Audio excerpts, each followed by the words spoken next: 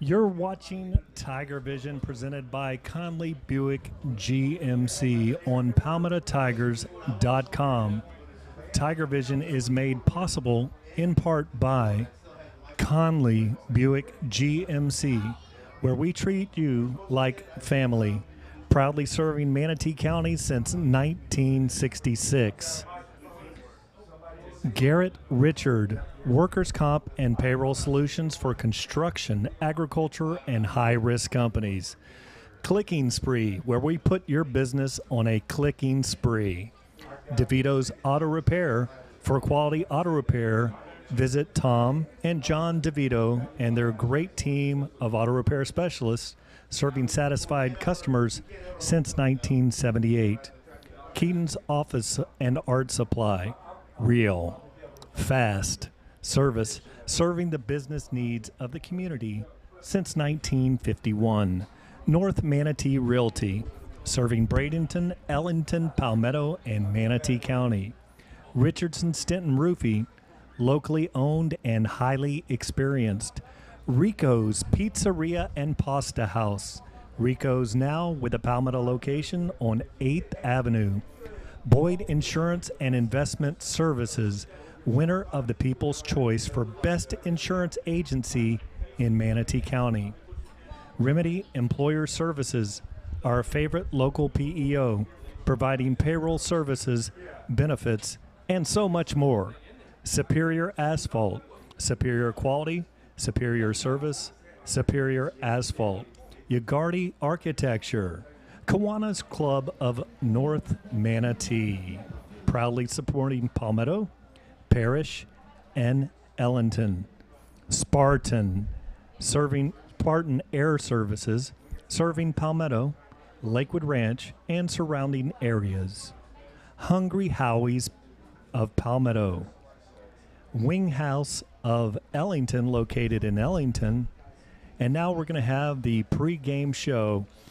Hello, I'm Brian Varnador, and I'm thanking you for joining us here on TigerVision, presented by Conley Buick GMC. It's now time for the Manatee County pregame show. Well, we're live broadcasting from Paradise here in Palmetto, Florida. We welcome you to the jungle here at Harley Stadium on the campus of Palmetto High. Hello again, everyone. I'm Brian Varnador, and I'm joined tonight by my broadcast partners, Mr. Rick Wells, Ken Burton Jr., along with our sideline reporter, Tom Porter, and we are so excited to be bringing you the play-by-play action as seen here on TigerVision, presented by Conley Buick GMC. Well, gentlemen, it's good to be back home here on Blackout Night as the Tigers square off against the Southeast Seminoles. Tiger fans are wearing their black shirts and gear and are so excited about this 2018 season. On the offensive side of the ball, I think we may have the best depth ever in both the receiver position and in the backfield, led by senior quarterback Anthony Marino. There are some real questions on special teams in the kicking game, but not in the return game. We've got some key departures on both the offensive and defensive lines, but we have seen over the years that this coaching staff is able to adjust with the incoming talent that is always available in the great city of Palmetto. With that being said, I'm going to turn it over to my broadcast partner, Mr. Rick Wells, for his thoughts. Rick? Hey, well, welcome, everyone. Kenny and Brian, good to be back here on a kind of wet Friday night, something that we have become accustomed to when we're playing Southeast. If you recall, last year we were at Southeast. That game was rained out, and we never even had the opportunity to make it up. So, you know, we really are happy and excited to see what this young, talented Tiger team is going to bring to the field tonight. We saw a lot of enthusiasm last week, Kenny. We saw a defense that we were not really sure about before the Booker game. We were not sure if they were going to be able to size up against some of these big O-lines that we see week after week, but we were, I won't say surprised, but we were very pleased to see the athleticism really show against Booker. Kenny, these defensive linemen really got off their blocks quickly. We saw a defense that really was not having what we have seen in the past, was a lot of missed tackles. They were sure sure tackling. There were a lot of speed that was out there on the field, and we really didn't know how they were going to match up. I tell you what I saw. I saw a defense that goes up against a very difficult offense to defend, which is the Tiger offense, every single day at practice. I think that really helped them as they go against some of these other teams. I don't think you can really simulate speed during practice, but we have so much speed on the offensive side of the ball that when our corners and our linebackers are having to keep up with the likes of Bubba and Jonte Webster and now Sagel, all these guys that can come out there and they can run the ball and they can come out as receivers. And when you're trying to defend that every day at practice, we saw that they were not only able to make those plays, but they were in position just about every play. So offensively, we know what we got. Offensively, we know that we have probably the most skilled players of any team in the county. I mean, we have a lot of depth. We have a lot of players that can come in and play multiple positions offensively. They can play wide out, they can play tailback, they can play slot, they can do it all. So I'm hoping we just kind of carry over from last week. We know we've got to get better. We know that there are always mistakes left on the field that we need to clean up, and hopefully that's what you'll see tonight is a more refined Tiger team that's ready to take Southeast back south of the river, Kenny. Yes, good opening comments there. We basically wore Booker down, and it'll be good to be 100% tonight. But tonight we play another Class 5A District 11 team in the Southeast Seminoles. This rivalry goes way back to the late 1950s when both these schools were initially built, and they opened up at the same time, and they played in this old Coral Coast Conference that lasted till the late 70s, 80s. And back in the day, they used to play this game the last game of the year, and they would play on a Wednesday night, the night before Thanksgiving. And much like tonight, they're going to kick off. They'd kick off at 8 o'clock, which is unheard of these days. And the bands would play their halftime shows individually and then come together and play together. And then at the end of the game, they would recognize the most valuable player with the Joe Canan Sr. Trophy. And they did that up till, as far as I could tell, back to 2003. Well, as Southeast got bigger, the rivalry kind of fell off, and we quit playing them in about 2000, after 2004. So it kind of went away, but we started this game back up again in 2007, and believe it or not, gentlemen, the series in the last 10 years is tied 5-5.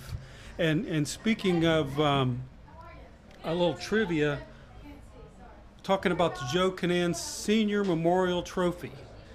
One of the winners of that for Southeast back in the late 1970s, son plays for Palmetto High. Do you know who that would be? I would guess it would be that long, tall receiver because I remember the family named Burston. You That's got it, my, yes. And he was a heck of a running back and ended up playing at Tennessee Martin. And we've had was that Melvin Burston? Melvin Burston, yes, and yes. We've had a couple of Burstons come back through here, and yes, it's at our wide receiver. So I'm looking forward to the rivalry, looking forward to TigerVision, and hopefully getting this game kicked off. The teams have not even they're kind of hanging out there around the entrance of their locker room, Brian. Yeah, I look at this rivalry, Ken, as one of those friendly rivalries, and with the many folks on our coaching staff that have a deep-seated history at Southeast High School, I can tell you that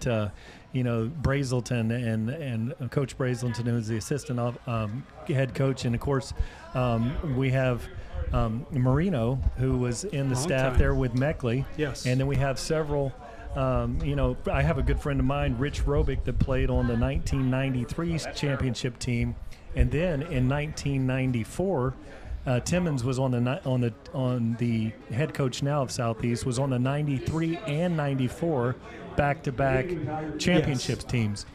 So, we've got a lot of things. One thing interesting will be tonight, as we see in college football, the teacher versus the student, and the Southeast Seminoles come in here with this roster with only 9 players returning from last year's team. And this will be very similar to a Nick Saban, and then seeing the students of Nick Saban. I think Saban has been 13-0 versus his students. And one thing about Brett Timmons, he played here. He was on those teams. Marino was there. But before he became the head coach at Outdoor Academy, he was the defensive coordinator here at Palmetto High under Ray Woody. And, of course, we know Raymond's the linebacker coach now at FSU, and Marino took over for him. And so thanks to Nick Batchelder's come up here in the booth, and he's been able to rearrange our microphones here with the weather that we've had out there. We've had some technical difficulties, but we were able to clean that up here, and getting very close in the middle of a rain delay right now. So a classic game here with Southeast and Palmetto High School, and something that Ken, I remember well. I remember, didn't you not have a big game in the Southeast game years ago? Didn't you get some kind of award or something in the Southeast game? Oh, that's that thing Jordan brings up every so often of me stretching out with wearing a football jersey in the library and all that. That was the week before that, and they made a big deal about it because we played Southeast. That's right. Because of the rivalry, yeah. Yeah, a big rivalry game for all the Palmetto fans here. And so, looking at the radar here, what I'm seeing here, we still have some lightning close in the area. And while I'm sitting here in the middle of this delay, gentlemen, I want to thank some of the corporate sponsors here during this timeout here. And I'm going to talk about Boyd Insurance and Investment Services, winner of the People's Choice Best Insurance Agency in Manatee County Award for the 8th year in a row, providing the coverage you need and a name you can trust. Serving Manatee County since 1974. Conley Buick GMC. There are large corporate sponsor here in Conley Buick GMC, where we treat you like family. And, with TigerVision now is presented by Conley Buick GMC here on PalmettoTigers.com. So looking at the radar here on the weather, we're going to have a bit of a weather delay. In the game last week, gentlemen, I don't know if you could hear early on, but really an outstanding defensive game for the Tigers, forcing 5 forced turnovers and an interception in that game. And looking at it, the score was pretty lopsided in favor of the Tigers, but in the Booker players, though, there was a lot of talent out there. They were big and they were fast, and we saw a smaller Palmetto Tiger defense there, but we saw a Tiger defense. Rick, I want to, as you get to see the players, we saw some really good play out of some new faces with those Tigers, and talk about that defense and what you thought, was your view of what you saw last weekend. Well, guys, something that you see every week, Coach Cucci is really tries to stress the defense swarming to the ball, no matter, and they do several drills every week where all they do is he just motions one way, motions another way, and then you got a ball carrier that's standing probably about 30 yards away. And no matter where you're at on that field, you are expected to run as fast as you can to that ball carrier. You saw that last week when Day Hill, who was playing right corner, comes across the field and makes a touchdown-saving tackle, and still how, I don't know. There really is no logical reason for him to make that tackle, but it's all heart, Kenny. It was all heart, and he ran across that field, and that's something that I really took to heart as well, because I really believe that these players they practice everything to the highest degree. I mean, they don't slough around. They don't just kind of go through the motions during practice. Coach Cucci won't let them anyway, but defensively they want to be that team, that proud defense that keeps the opponent from scoring. We had one player out of position which allowed the only score for Booker that game, right? And sometimes that's going to happen. You're going to have some confusion sometimes because it's a very young defense. And a lot of those players that we saw Friday night, it was the first time for them to be under the Friday night lights. So I thought they did a remarkable job. And we can talk about the offense all day. We know what's over there. But defensively, that was something that we really had to see for ourselves. And we wanted to see how they were going to react. I tell you that that defensive line, with Wyatt and with Bembry and whoever else they throw in there, it's going to get better. They're so quick and they're so athletic that that wears out an O-line as well. You're not just going to block them off the ball. You're going to have to work for it. Those big O-linemen, they get tired too, Kenny. Yes, and when you've got a tackle, a defensive tackle that can probably run about a 4.8 out here. Yeah. He's got both those players have got great footwork and they've got great willpower, man. They want to get off that block. So I just want to continue to talk about the defense. The more we talk about them, that means they're getting better every week. We got some tough opponents coming up here. When we talk about next week going up against Manatee, we know that they are better. We know that they are quicker than they were last year. We know what we get from Braden River. We know what we get from Venice. Hey, we know what we get from Sarasota. You got to play every Friday night. You can't take a snap off. And Coach Marino preaches that, 48 minutes all the time, every practice he's talking about. You got to play a complete game here. You can't take a play off just because you're tired. If you're tired, then you're not working hard enough during practice. So I think the defense is really going to be the surprise for us, and I think you're going to see them get better. I think you're going to see them dominate in areas that we really we were not sure of. So we just continue to watch them improve as a young defensive unit. And I talked to Coach Marino after the game. He was a little concerned about they were a little sluggish on the offensive side getting off to the game, but they ended up after wearing Booker down, they moved and like you said, Rick, they've got all the pieces to the puzzle to run up and down the field, and that's only going to help the young defense to keep them fresh in the game and they get these long sustained drives and keep those running backs and receivers fresh in there. That's like trying to block that John Bembry, when they can run a 4. You get tired of that. Well, you get tired of trying to block that because they're like the Energizer Bunny.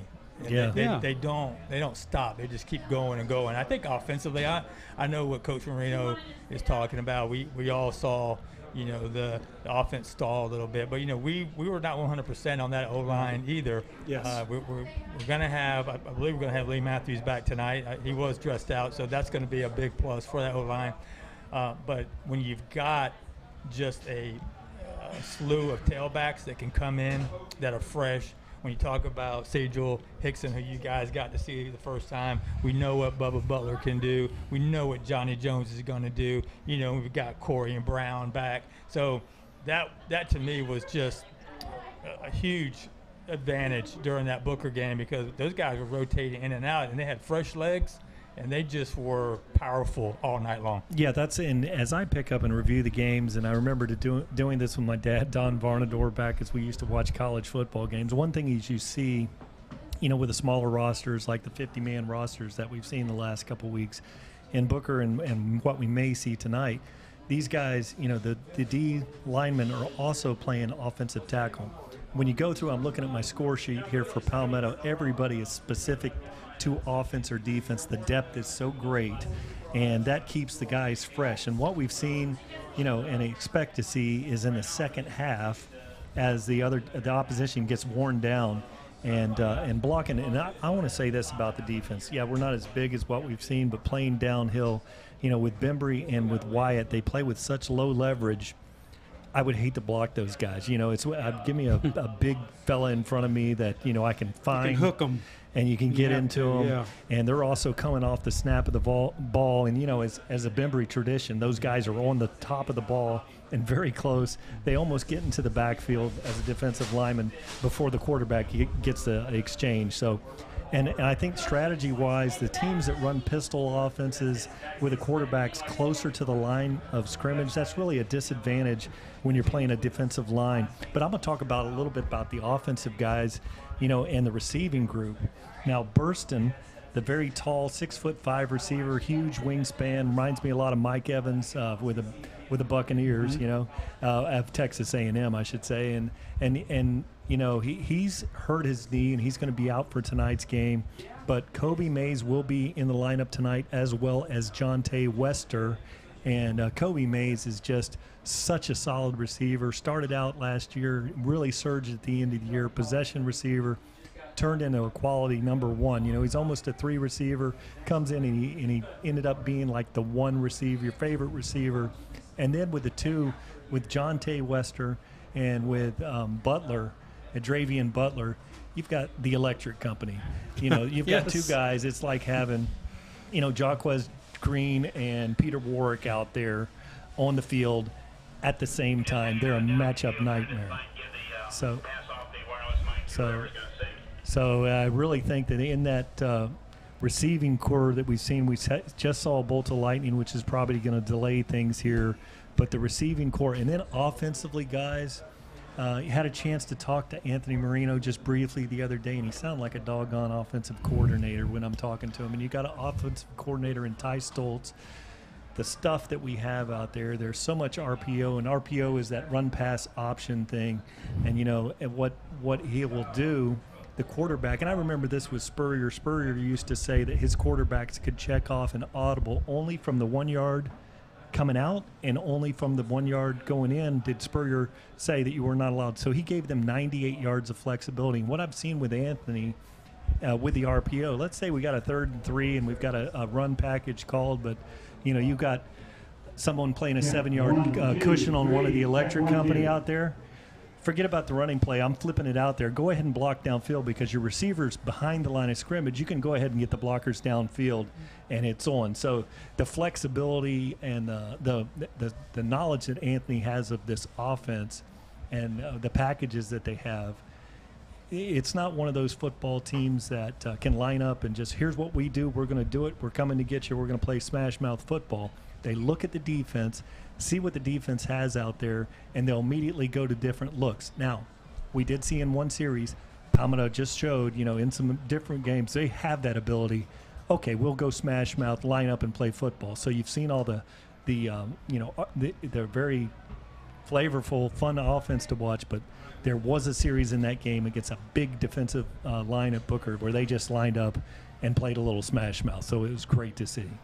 Yeah, I'm not really sure that Coach Marino let all of his tricks out of the bag and showed, the county what they have going on offensively. And that would not be normal anyway. So I know that they were very reserved in the way that they played offensively last Friday night, and I would expect that offense to open it up more and to have a lot more quick passes and overall more passes than what we saw Friday night.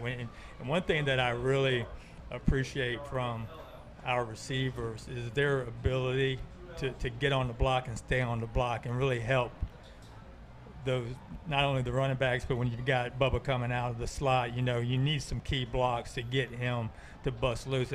And that is something that is really focused on a lot during practice. They do a drill with the DBs where the DBs are trying to get off the block to make a tackle. And all you have is just, you got 2 receivers, 2 DBs, a tailback, and the DBs know it's going to be a little out pass. They know exactly what's going to happen. And the receivers have to keep on the block, and that's what they do.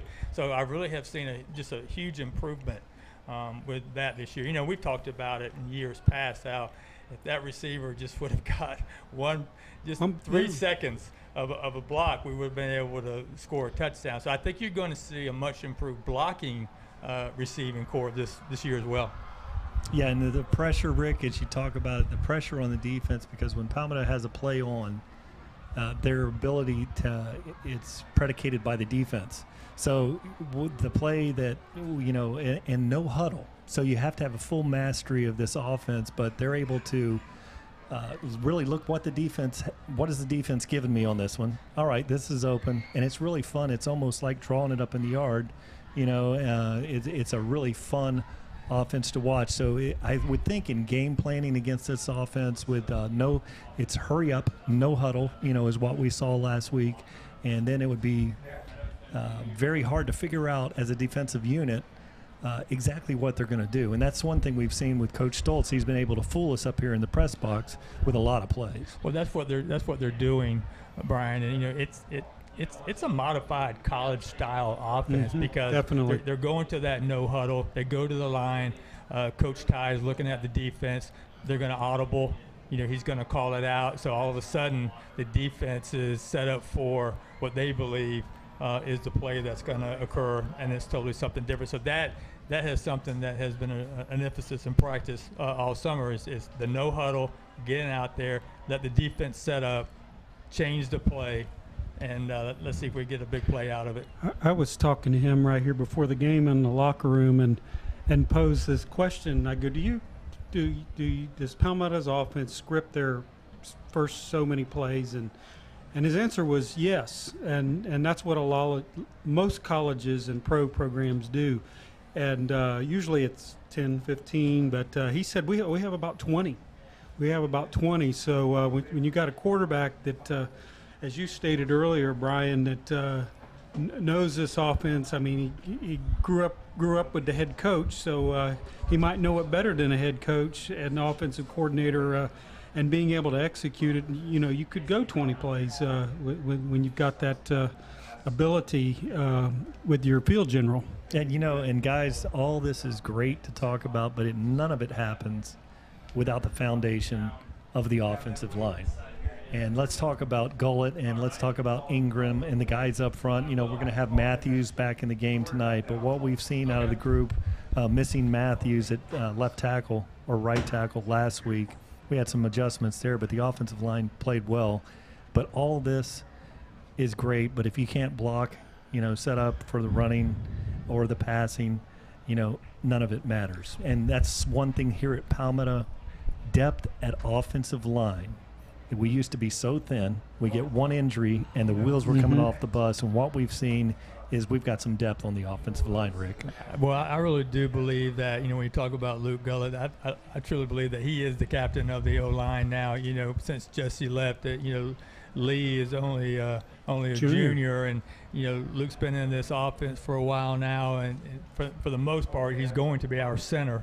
And I think if you look back last week, I mean, you can see how valuable he was in opening up some huge holes for our tailback. We ran a lot of A-gap runs last week, nothing real fancy, but we had some huge holes there, and Luke was a big part of that. So I really look for him just to take another step up and become that one O-lineman that is running the show and you can rely on to keep everybody in check and make sure that each lineman is doing their job. And I'm happy for him and his family. Luke's a great kid, great family, and he's really become just a big part of that offensive line this year.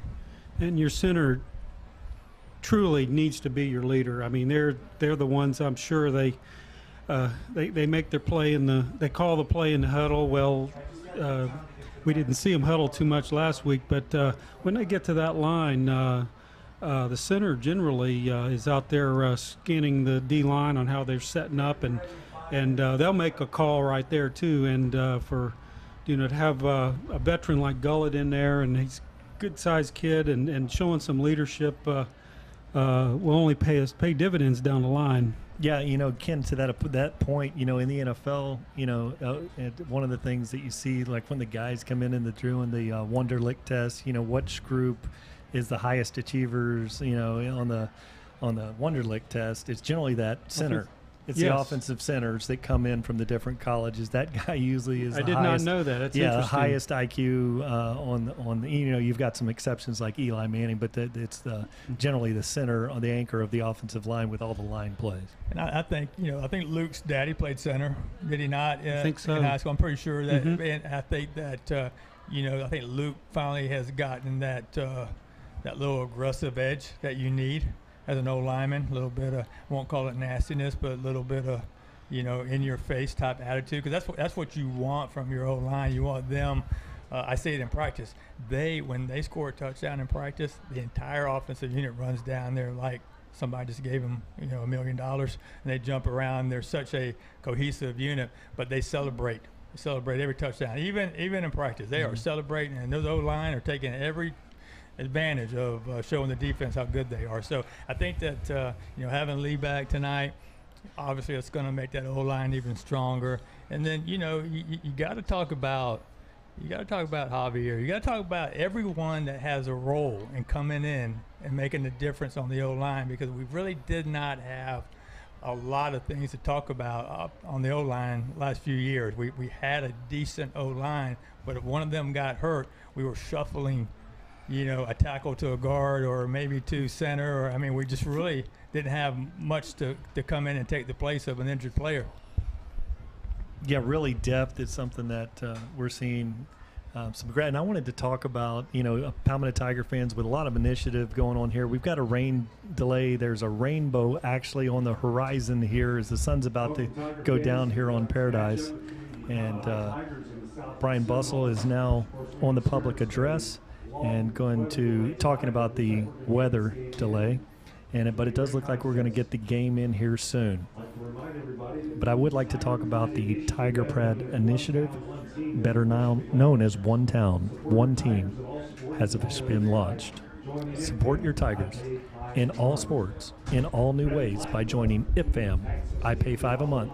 The Red and Black Club, including access to the Hickory Hollow Hospitality House and the Varsity 72 Club, which includes that season ticket.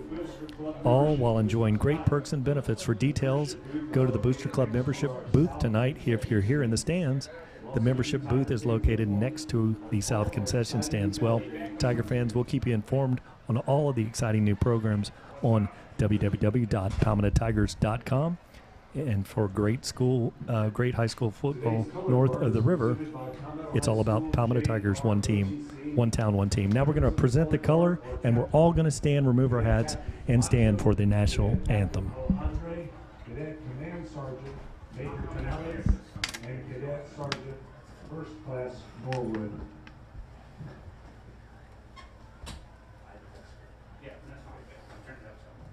It's not Alan out there, it's somebody here. Split second exhibition barbecue. They're going to play from down there.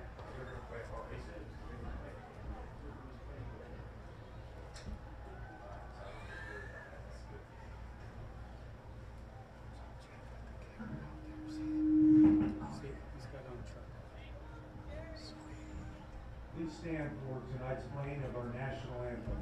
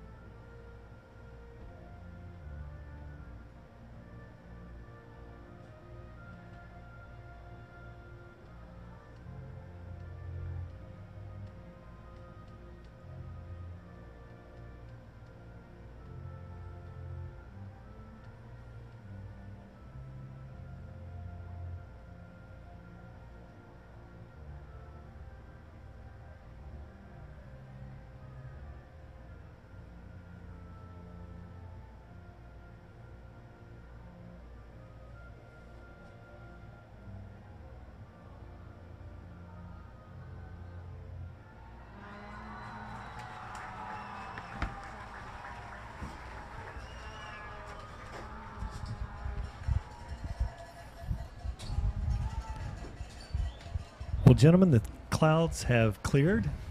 The rain has stopped, and we're about to play some football here. And, we may have a brief warm-up period here. Don't know how we're going to handle that here tonight.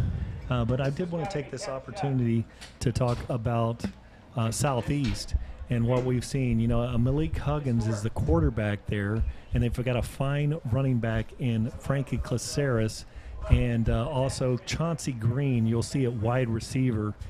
He's fantastic. I noted that he had a touchdown catch in the game last week versus Lennard. And, talking about Coach Brett Timmons, his mother's a longtime educator in the area. And Southeast has had a little issue with dilution with the addition of Lakewood Ranch, with the addition of Braden River.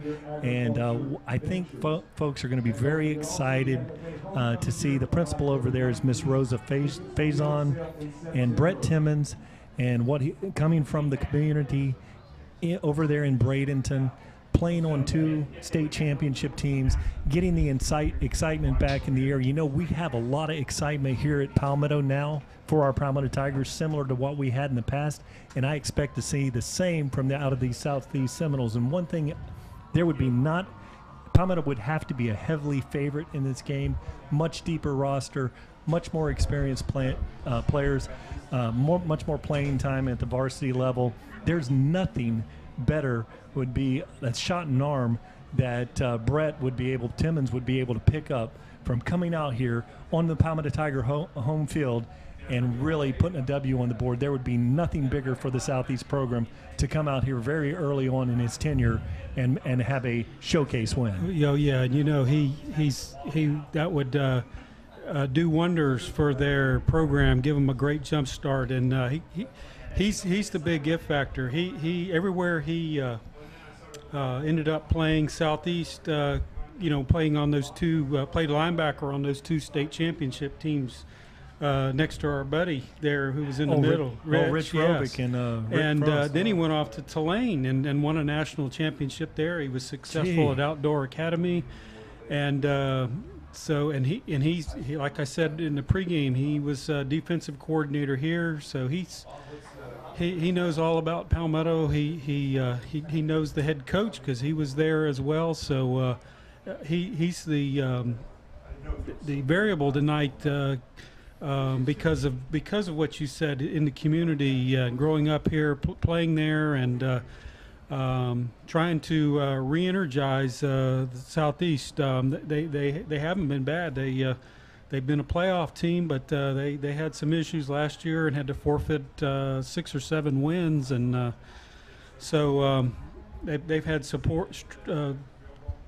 struggles with the community support. But when you get the right guy in there, like a Brett or like we have with Coach Marino, things can change really quick. And winning does a lot of that, and then the just the positive vibe in the community there. And I expect a great thing out of Timmons. I talked to Rich about him because he played, and he said he's just a very high character guy, and he was really very dialed into the community. So I expect things to change here rapidly for Southeast, and the Southeast Seminoles really and coming into a program. He was over at Outdoor Academy. Yes. And he about won 50% of his games over there. And this Southeast team only returns 9 players from last year's team. And playing in this district is a tough task. But, you really to look at that in front of you and to come in here and think that, hey, I got the confidence, I can come in here and correct things and get the ship headed in the right direction shows a lot of courage, and it shows a lot of confidence out of the head coach. Well, Coach Timmons is a winner. He's been a winner his whole life. He's not intimidated. A player of his caliber is never intimidated by whatever is in front of him. They just go out and play and win. So I do look for him to turn this program around. I do look for him to be a disciplinarian, and he's not going to care what type of athlete you are. If you're not giving 100%, then you're going to be off the team, because what he wants is high character, hard-working young men who want to win, and that will listen to him. He will rub off of you in one practice. He just has a true desire to bring this program back to what it used to be. And it's really, if you look at it, it's really an exciting time for Manatee County football. Oh, yeah. And to go back to what we're used to, 20 years ago, and what we were blessed to see from Southeast and Manatee, and those big games that, some can only read about now, and where all these county players ended up. So, hopefully we can get back to that style of football with all the teams here in Manatee County, where every game against each other is going to be a huge challenge.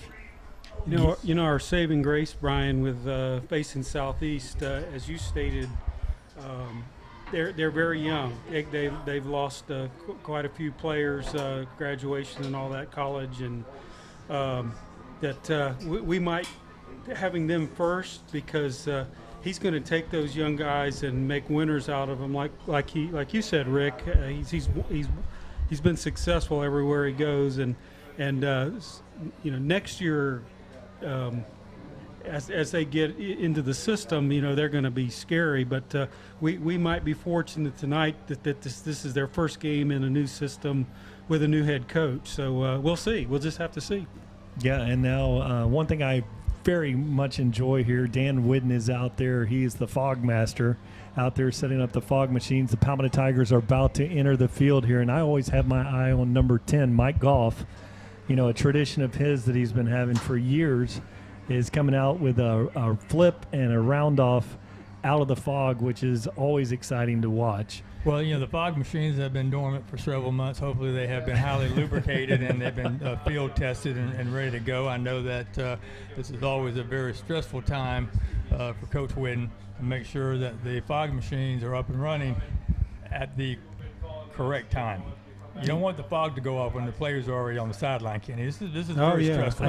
Always he takes it serious. An extreme challenge in a high humidity day that we're having here. We've got rain, participation everywhere, high humidity. I don't think that would be very, that's not working in favor of the fog machine. So we're all awaiting here to see this grand entry from your Palmetto Tigers. And a beautiful, here in Paradise, we are located on the west coast of Florida, and our fields face east and west, and we're always treated here early on in the season. You can peek over there, and you can see one of the most fantastic sunsets here on the west coast of Florida. So, just enjoy that as we're having this slight delay. Now the Southeast Seminoles are out there, coming out with their white gear and red hats. Wow, I've never seen that look before. Yeah, and it's almost a reddish-looking orange, but it's orange, white with orange helmets. Yeah, it looks red. Yeah, it looks red here, and really a pretty on the screen. Good, it looks orange. Looks like a pretty good-sized team out there. They passed the roster's not very deep in numbers, but they passed the eye test. Now here comes those Palmetto Tigers about to break. Get the fog going. In the end zone, Pat Cucci is down there bringing them out. Palmetto Tigers look like they're ready to play after this long delay here. Coach Robbie Stevenson pacing the sidelines, testing out a new kicker here tonight. These Gage Tigers are ready to get out and play. Coach Robbie kind of, he's an old Gator, kind of reminded me of Coach Spurrier walking across the field. Had that look, had that limp. Gotta have that limp. Got the limp, got the visor, got the whole look there. Can he toss it? Can he throw it down like? I haven't seen Robbie sling the visor. Well, he's a kicker. Kickers, they would wear the visor out on the field without their helmet if you didn't tell them. Palmetto Tigers now lining up across the goal line. And they're trying to get them to stretch a little bit before the game. The normal warm-ups that are take place before the high school games are not going to happen tonight. So I think that the two teams probably have a little mandatory preparation here that they have to do. So they're going to run a couple wind sprints. And good to see tonight, I see Kobe Mays out there and also LaJonte Wester dressed along with Matthews. So that's a good sign for your Palmetto Tigers. And we got the confetti going out here in Harley Stadium. Oh, that's looking good. That's a first. Look. That's enough to put I'll reach over here and put a big smile on the face there, absolutely. Ken. Got the telestrator going, excited about bringing this out, and with TigerVision, confetti is flying across the press box. Exciting night here in Palmetto. All right, now they're talking to the coaches out. They're going to figure out how this is going to be. This is a unique situation. It's a little different. You know, annually, when we get into the Southeast game, last year we were rained out in the middle of a, severe storm series. The year before that, did we get a complete game in? Yes, we did. Actually, we've won the last. Marino is 4-3 against them, 2-2 at home, 2-1 away. We won 20-9 here 2 years ago, and there's our the TigerVision. What was that thing flying around? Oh, that's the drone. The TigerVision drone. That's the drone. There you go. We've won the last 3 contests: 20-9, 28-0, and then if you remember, 2014, 56-48 in the where we scored. There was 100 points scored in the game. I don't remember that game, but you think about it, that was back when we were slinging it around. Speaking of slinging it around, I'm looking down on the field. I'm looking at Ty Stoltz, and I was looking at his coaching bio on the PalmettoTigers.com site. Click on football, and he was in kinesiology, the study, and then he worked for a mechanical, one of these companies that develops and teaches you how to throw properly mechanical. And I've thrown the ball with him, and he throws with and he was a superior player in the state of New York. Set all kinds of big numbers, 400-yard passing games. But that guy there has a beautiful throwing delivery. And, that's something that's here's a guy that studied that, worked for the biomechanical studies, and now your quarterback gets to have him as the offensive coordinator. And so I've seen Anthony's Anthony years ago, Anthony Marino was a defensive back, and now he's out there and he has perfect technique, gets the ball out early, quick release. And so, he's made that transition over the years from a defensive player in Pop Warner days, as Rick would tell you, to he looks like, a legitimate quarterback. Very quick time. I mean, when you talk to Anthony, you see his confidence. His ability to really slow the game down, to actually read a defense, and to know where and where not to throw the football. But he has so much composure out there. You can just see him throughout the last 3 years just getting better and better, and he really doesn't panic. I don't think I've ever seen Anthony just panic. He just stands back there. If he can't throw the ball, he's going to run it. We saw that twice last week when he scored 2 touchdowns, and I think it was the first time he's ever scored 2 touchdowns in one game as a quarterback. But that's what I like about him. He's smart with the football, always makes good decisions. I mean, every quarterback, I don't care who you are, there are times when you're going to make a mistake or try to force the ball in there. I mean, there's no one perfect. But I think Anthony at this high school level is, in my opinion, one of the best throwers, one of the best passers in the county. He's your ultimate field general, but to be able to run when he needs to run, and that keeps those linebackers at bay. So you can take advantage of your other skilled position people. Yeah, in the skill position, as we talked last week, we saw Sajel Hickson at running back, Corian Brown at running back. We've seen Johnny Jones at running back. We went about 5 deep as we went throughout the game. So, one thing about Anthony, it's great. And, I got the opportunity to coach a little basketball here at Palmetto High School. And you know what makes you a really good player or a great coach? Having really great players around you. Absolutely. Helps a lot.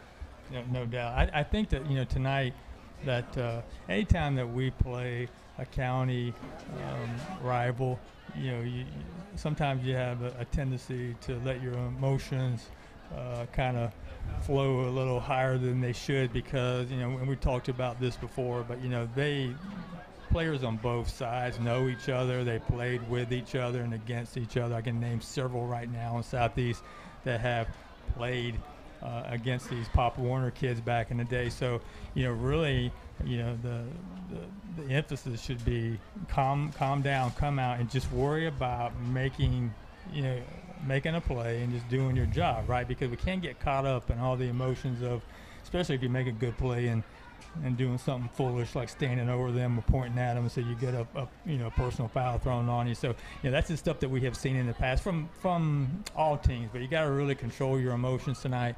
Do your job. I know that the coaches will be talking about that on a regular basis tonight, but just can't, because I've already seen a little bit of taunting going on, and we just can't allow that if we want to play at the level that we're capable of. Yeah, you just need to worry about what you have to do, your responsibility, and do your part on the offense or defense, or if you're covering special teams, and then everything will take care of itself.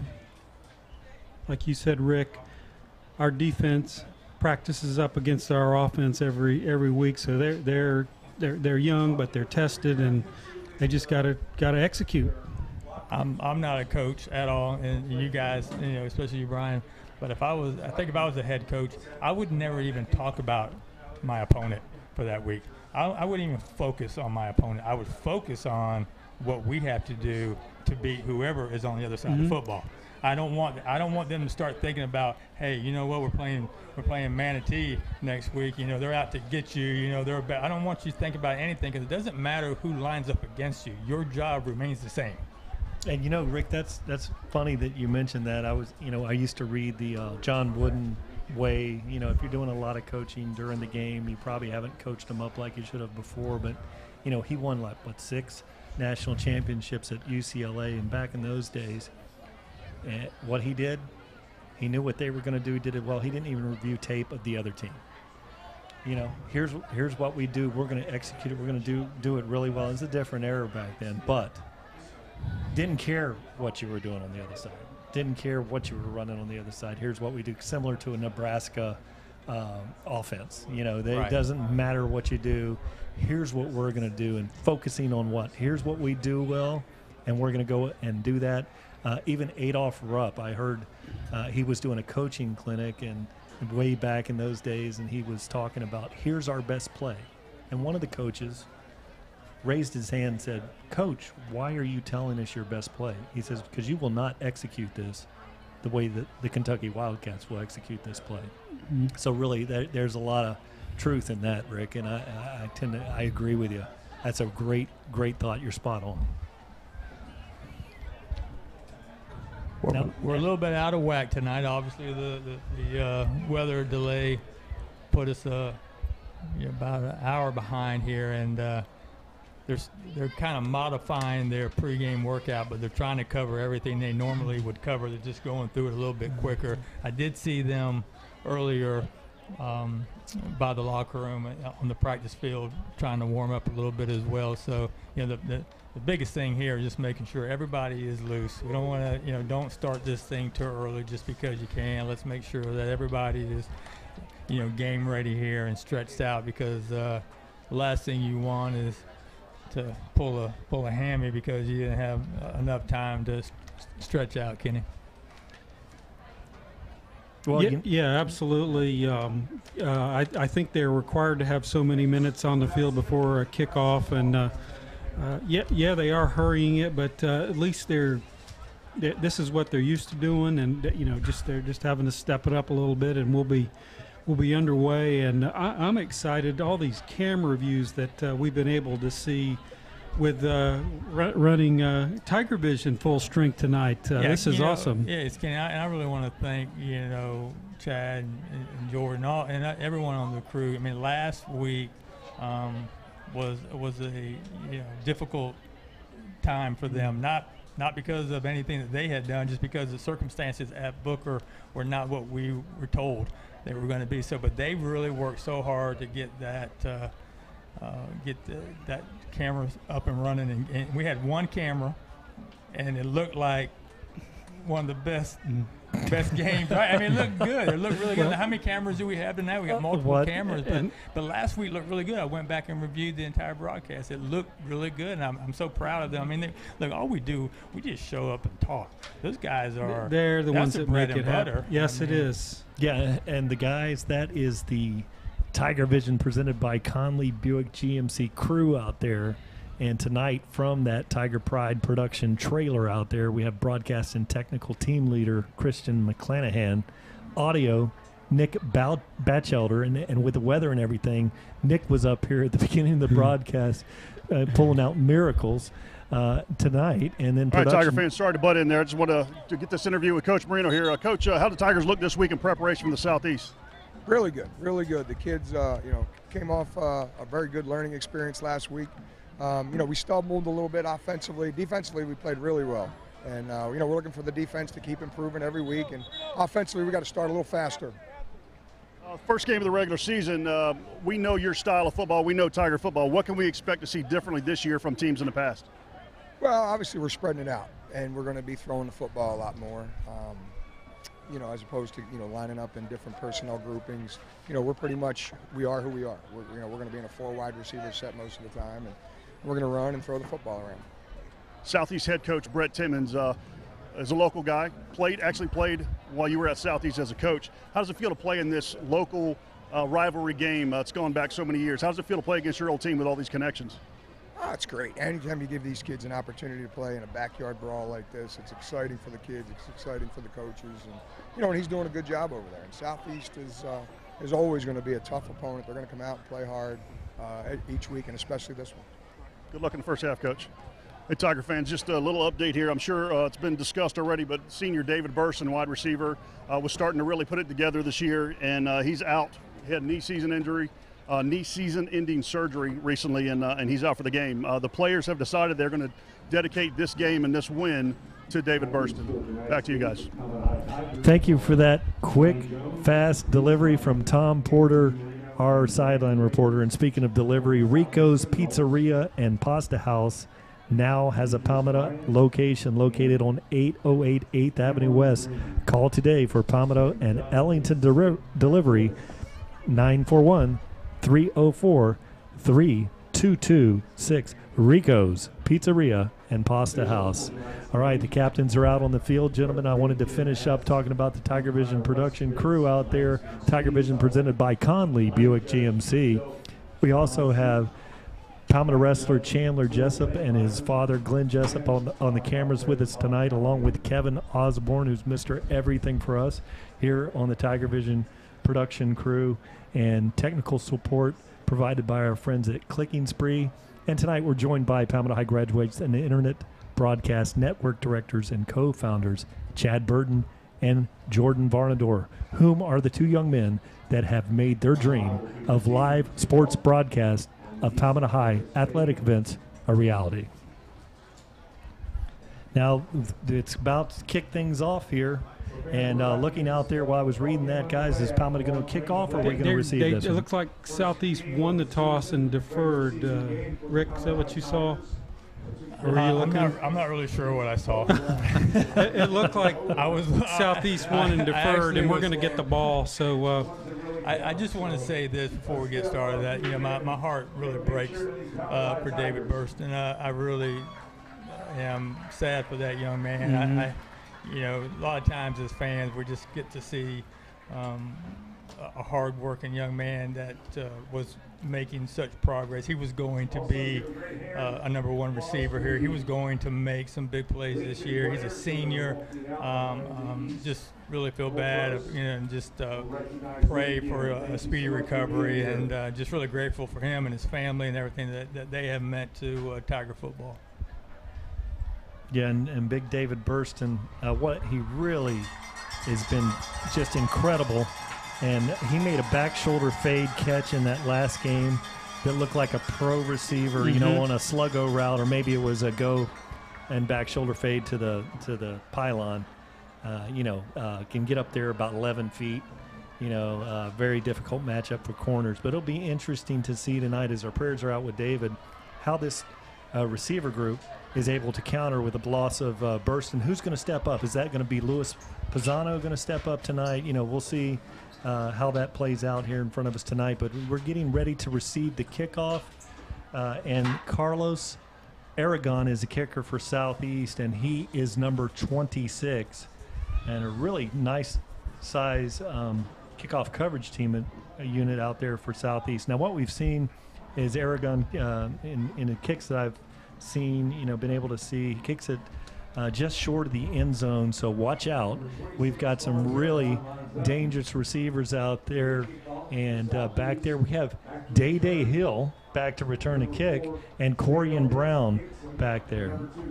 And Sajel Hickson is in the mix back there. Here's the kick. It's a high kick. It's going to be fielded there at the 10-yard line, 15-yard. He's up to the 20, 25, 30. He's all the way to the 31-yard line. So great return there. Good start for this Palmetto Tiger offense. Corian Brown, great return. Yeah, he's just picking right up where he left off last week. Very, very impressive, and good strategy by Southeast to kind of kick to the corners, and but he almost took it to the house, guys. All right, now the Palmetto Tigers are talking this one over. And coming out on this initial series here, 11 minutes and 58 seconds remaining here in the first quarter. Palmetto's lining up with two receivers on both sides of the formation. Kobe Mays is out here wide. Marino's in the backfield. He's got Sajel Hickson back there in the backfield. Southeast linebackers creep up. Fakes the jet sweep. Now looks for the out, and he missed incomplete pass out there. And that one was dropped, so that's going to bring up 2nd and 10. Johnny Jones out of the backfield on a drag route coming across to the outside of the field, unable to make the connection. I like the play. They were run first last week, passed when they just to get a look, but let's see what they do here with a 2nd and 10. An interesting Palmetto coming out tonight in huddle prior to the snap, something we didn't see a whole lot of last week. Two receivers on each side of the tree. And now we have Butler in motion, stops in the backfield. We got a stoppage of play on that. We've had a false start on the offense, so that's going to back us up, brings up a 2nd and 15. So not the way that you want to start this ball game off, and I won't call it nerves, but just maybe a little lack of focus here, Kenny. You just gotta you gotta make that catch, and mentally, we talk about this every game, but we can't have those unforced penalties. Okay, so we've got Kobe Mays out here, and Jonte Wester's out on the other side of the field, and into the backfield goes Butler. Middle of the field goes for a nice gain on the play, almost to the original line of scrimmage. Referee takes a fall. Yeah, it looks like our line judge there took a hit there in the play. So third and 10, this will be the first test for him. All right, so 3rd and a very long 9 here. Marino in the backfield. 3 receivers out there to the left, backing him up even more. That's the correct spot. So yeah, that's more like 3rd and 13. So anyway, it's 3rd and long here for Marino. You would expect some kind of middle screen or a tunnel screen, but let's see what they do. And he just throws a flare out there, dropped by Johnny Jones coming out of the backfield. So that'll bring up a punting opportunity for the Tigers. So the Southeast Seminole defense was up to the task on that first series. Well, once again, I mean, there's some balls that Johnny Jones normally catches. Just taking your eye off the ball and looking downfield too early. So, defensively now we got to come back and we got to make a stop, and we got to get this ball back to the offense and let them kind of work out these jitters here and get something going. But we've got to we have to concentrate on making those small plays, Kenny. Looks like Eli Daniels is back to receive this. Derek Marino gets that one. He punts it away. Nice spiral out of there if he lets that one in. That's very difficult. The ball's on the ground. Tigers close, and it's going to be recovered there by Wells at the 33-yard line. Wait a minute. Who got that? Tyler Wells. Tyler Wells. You know him, color guy? I have fed that boy several times. Wow. They dropped 2 passes, and then Marino drops the punt and doesn't. I mean, he got it off. Yeah. But then the Southeast guy, here we go on the relay. See, he's dropping it. Yeah, check that. And he does not go down on a knee. He picks it up, gets the ball out. Look at that ball turning over, though. And he makes that.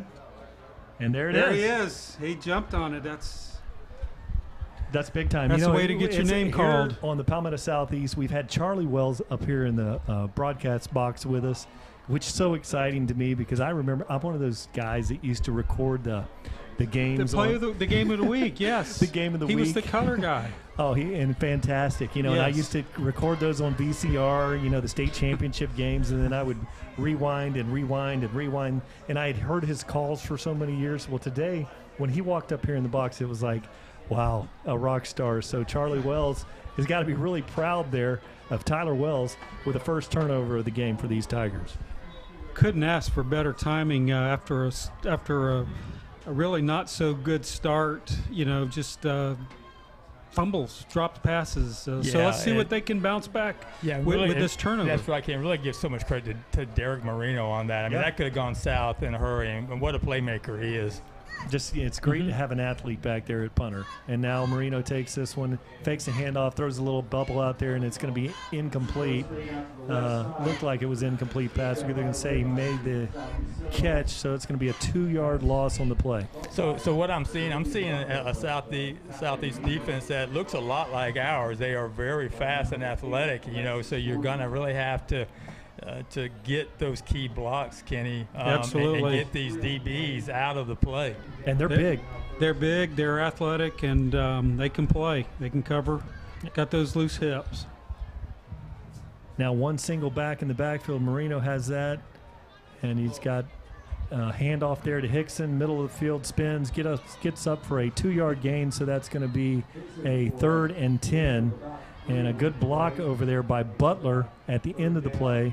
A little ruckus between 6 and 6 and getting tied up over there. Butler and Cameron Bartles, DB for Southeast, 6 on 6. They got tangled up, but no call on the play.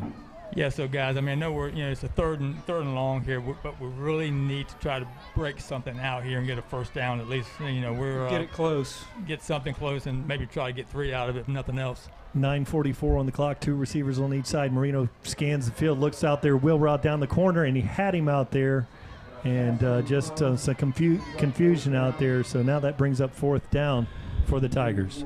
They just look out of sync, Rick. Opening game jitters. I don't know, playing rivalry. Well, I mean, I think they have really the Palmetto offense has been notorious for starting a little slow, a lot slower than Coach Marino would like. So, I think for whatever reason, maybe it just takes them a little while to get the juices flowing and to calm down. But they're going to go for it here. And I like the call.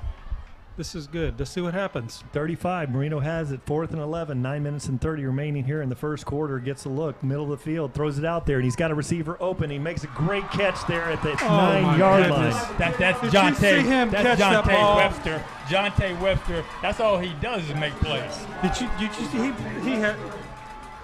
he has to have the strongest hands to go up over and catch this. Jonte Webster is not the tallest kid, but he just became a 6'8" player. Look at that.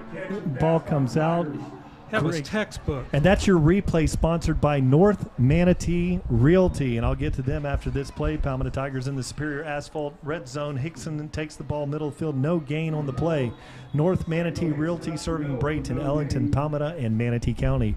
Owned by John and Barbara Stevens. If you're looking to move to Bradenton, Ellington, Palmetto, or their surrounding areas, we'll help you give them the opportunity to find the property you're looking for. The objective is to work hard and to please each and every client they have. Call John, Mike, or Barbara at 941-722-4541. Now Marino's got this one, and it's going to be 2nd and 6, 2nd and goal here for your Palmetto Tigers. Handoff middle field. Johnny Jones running hard, takes a big hit from the linebacker, goes for about a 3-yard gain, so that's going to get it close. It's going to be about a 3rd and goal from about the 3-yard line. Yeah, that was the best hole of the night by the O-line. The Southeast defense, that line up front is very big, and they seem to be very athletic. We've been struggling a little bit here early in the game on getting some bodies on them, Kenny. Yeah, did you see Lee Matthews just annihilate the guy in the end zone? Here they Reno, go. quarterback keeper, lunges forward, and it looks like Palmetto Tigers signaling touchdown. Now the referees, it is a touchdown. Your Palmetto Tigers lead this one 6-0. That's 3 rushing touchdowns for our throwing quarterback in 2 games now. That's 5 quarters. Yeah, and that's a great weapon to have when you've got a athletic quarterback that can score when you need him to score and is not afraid to put his head down and pick up some hard yards, because that was not an easy play. No. He had to fight for that. Yeah, Anthony has shown that he's not afraid and not a prima donna. He'll take it in there on the quarterback sneak when available. 8 minutes and 15 seconds remaining here in the first. The snap's good. Kicks up. Pineda's got it. And it is perfect. And that is your Palmetto Tigers lead this one 7-0. So a touchdown drive is a touchdown drive. It wasn't pretty. They're still not where they want to be. I'm sure Coach Marino's not happy. But, Rick, they got in the end zone. Well, they got in the end zone, and they got there by another turnover recovery. So the special teams and the defense have done their part in their last 2 games of knocking the ball out and making the recovery and being Johnny on the spot. So that may be what they need offensively to kind of get the cobwebs out. And we just have. We struggled just a little bit our first series. Going back last year, it just takes us a little while. So hopefully they can get the motor running now and just continue to score. I would love to get this Southeast offense off the field quickly and get the RO back out there. All right, we're going to kick this one off and get a kick out of good service from DeVito's Auto Repair. For quality repair, visit Tom and John DeVito, serving satisfied customers since 1978. Now Pinata is going to approach the ball, and he's got dangerous-looking receivers back there. He kicks the ball off. It's a high kick. It's going to be a little bit short. Fielded at the 5-yard line there. Looks for the middle of the field, running hard. Takes a huge hit, and he's down there at the 25. And that's Day Hill, I believe, that put that hit on. Again, Brian, Day has become the ultimate weapon when it comes to taking a ball carrier out. Gee, one thing last week, and we missed some of the first half with Booker not being set up, but the hits, it was like a radio show when you're watching the program and the hits keep on coming. Last week, the hits were just like that. We saw Mike Goff and Day Hill just absolutely bringing the heat. Putting on a clinic. Now, the very dangerous Malik Huggins is going to take this one out of the shotgun. He's got Frankie Clarissas in the backfield with him. 2 receivers on each side, panning the field. Takes the snap, hands it off to Clarissas, and he's got it, and he's tackled there, but a nice gain on the play of about 3.5, 4 yards. So Clarissas, was initially met about a yard from the line of scrimmage, but was able to spin his way for a nice 4-yard gain. Is that Chauncey Wilson that's out there? I'm trying to pick his number up. I think that's Chauncey Wilson. Yeah, that is Chauncey Wilson. Ooh, nice hit, and that's number 7, Chauncey Wilson. Very good call there, but that's big Matty White just took him down, though. Wow, Matty White, number 99, knifing across the line. And there's that speed from the Palmetto defensive line once again. 7 minutes and 25 seconds remaining here in the first quarter. Southeast has the ball. 3 receivers out here to the left, 1 single out there to the right. Huggins looks, quarterback keeper. He's got the middle of the field. Palmetto close. Now he throws the ball late. Wide open receiver. Catches the ball at 39, running down the slide. 30, 20, 10, 5, touchdown. And that's the kind of play. Wow, I thought he was across the line. There was nobody within 20 yards of him. I thought he was across the line. Let's see if we can pick this up on the North Manatee Realty. The line of scrimmage was the 25-yard line. 25-yard line. The referees are talking this one over. If we can get the North Manatee Realty highlight out there, we'll see. I think we're going to back this one up. You're absolutely right. Here we go. Okay, North Manatee Realty highlight. I think he's well across the line. Yeah, good call. They're talking. Looked like he was about 5 yards across the line of scrimmage throwing the ball. Okay, the line of scrimmage was here. Got it. It was hard to pick up, but there was nobody within. It would break down in the secondary. Well, once he took off, obviously the corners came up. They came up, and tackle. then, yeah, if you throw it over the line of scrimmage, that's going to happen, I guess. Yeah, so that's going to back him up. Big play. 6 points taken off the board there. He was about 5 yards across the line of scrimmage from the vantage point here. Good job, Kenny, picking that one up. So it's going to bring up a 4th and 15. Well, good job on the referee and crew. You got to. They take a lot of heat, but we want to recognize them when they do something good as well too. And it was a good call, a good pickup, and we get our ball back here, guys. Yeah, and Adravian Butler on their side of the field.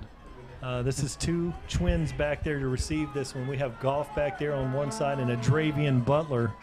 This is how a punter sees it right here with this camera view we got. Bad ball's on the ground. Fumble snap. He's down. And he's down right there. Palmetto gets the ball, and it's going to start from the 10-yard line. Superior Asphalt red zone. So Superior Asphalt. So superior two quality, special superior teams service. plays have made this interesting situation for Southeast. Yeah, Kenny, and we got lucky on a big play that was called back on Southeast, and you got to take advantage of these miscues, Brian, and you got to score on these plays. And I will tell you this, guys, as Southeast Seminoles have taken the field, and I'm looking at both defensive units. We've got a couple sloppy plays here, but they look impressive. They do. I am shocked. Yeah. I am shocked to have this much turnover in the ranks. I mean, they're big, they're fast, they got a fast secondary back there. So now Palmetto takes this one middle. Corian Brown, ball's on the ground. Southeast picks it up, looking for the edge. He's at the 10, he's at the 20. Anthony Marino tracks him down, and he's going to be taken out at the 30-yard line. So ball got loose. Ball got loose. That Picked ball up. is flying all over the place tonight. So really, the last thing that you want to do is when you are about to score a touchdown after a fumble is to fumble yourself, and we stressed that all week about securing the football. He took a hard hit though, and he got his legs out from underneath him and landed. And you never want to. The good news is you got a quarterback with enough speed to close and make the tackle. The bad news is your quarterback's out there making the tackle. Yes, and, that's not a good thing. Not never healthy. a good thing. Never healthy. Now, Southeast looking very excited out there. Big offensive line, and Malik Huggins is going to take this one. And from the shotgun position, he's got Chauncey Wilson back there in the backfield with him. The snap's back. It looks wide. Now is this quarterback draw. That's a good design, and he goes down for about a 4-yard gain. Saw number 23 there, Brandon Waiters, had him in his sight, so he decided, I'll just slide and live to play another day. He's definitely a dual threat. He's a threat to go, and that keeps the linebackers, at bay here to defend that. Well, you really got to keep a spotter on him at all times. You can't let him just come up the middle. He'll do it all night. Malik Huggins and big receiver. Bad snap. Ball's on the ground, and he's picked it up, and he's trying to make something out of it. Being chased there by Kendall Reynolds, who gets to the sideline, steps out of bounds for about a 6-yard loss on the play. Miscues here for this Southeast. Miscues everywhere. A snap that's a little bit wide, made something positive about it. A muffs punt. And we're seeing some sloppy play here tonight. Check this out. But Brian and Kenny, miscues mean nothing if you don't take advantage of them, right? So you've got to make a stop here at 3rd and 15, get that offense back on the field, and let's start working on securing the football ourselves and not making any of these miscues. Huggins has 3 on the tree out here to the left, looking out and looks to the middle initially, and he's going to be tackled there. Nice. Great tackle. And there you go. Oh, no, that was Miller, Charles Miller, and that was outside of the shoulder pads, not a horse collar tackle. Well, that was a late flag that came in. Late flag. He got him underneath the backside. Let's pick that up on the North Manatee Real play. North Manatee Realty.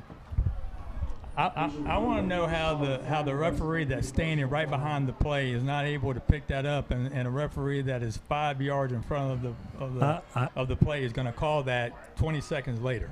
I had a very good look at that. Looked like he had the back Here shoulder Watch, blade there. watch. Let's look at this.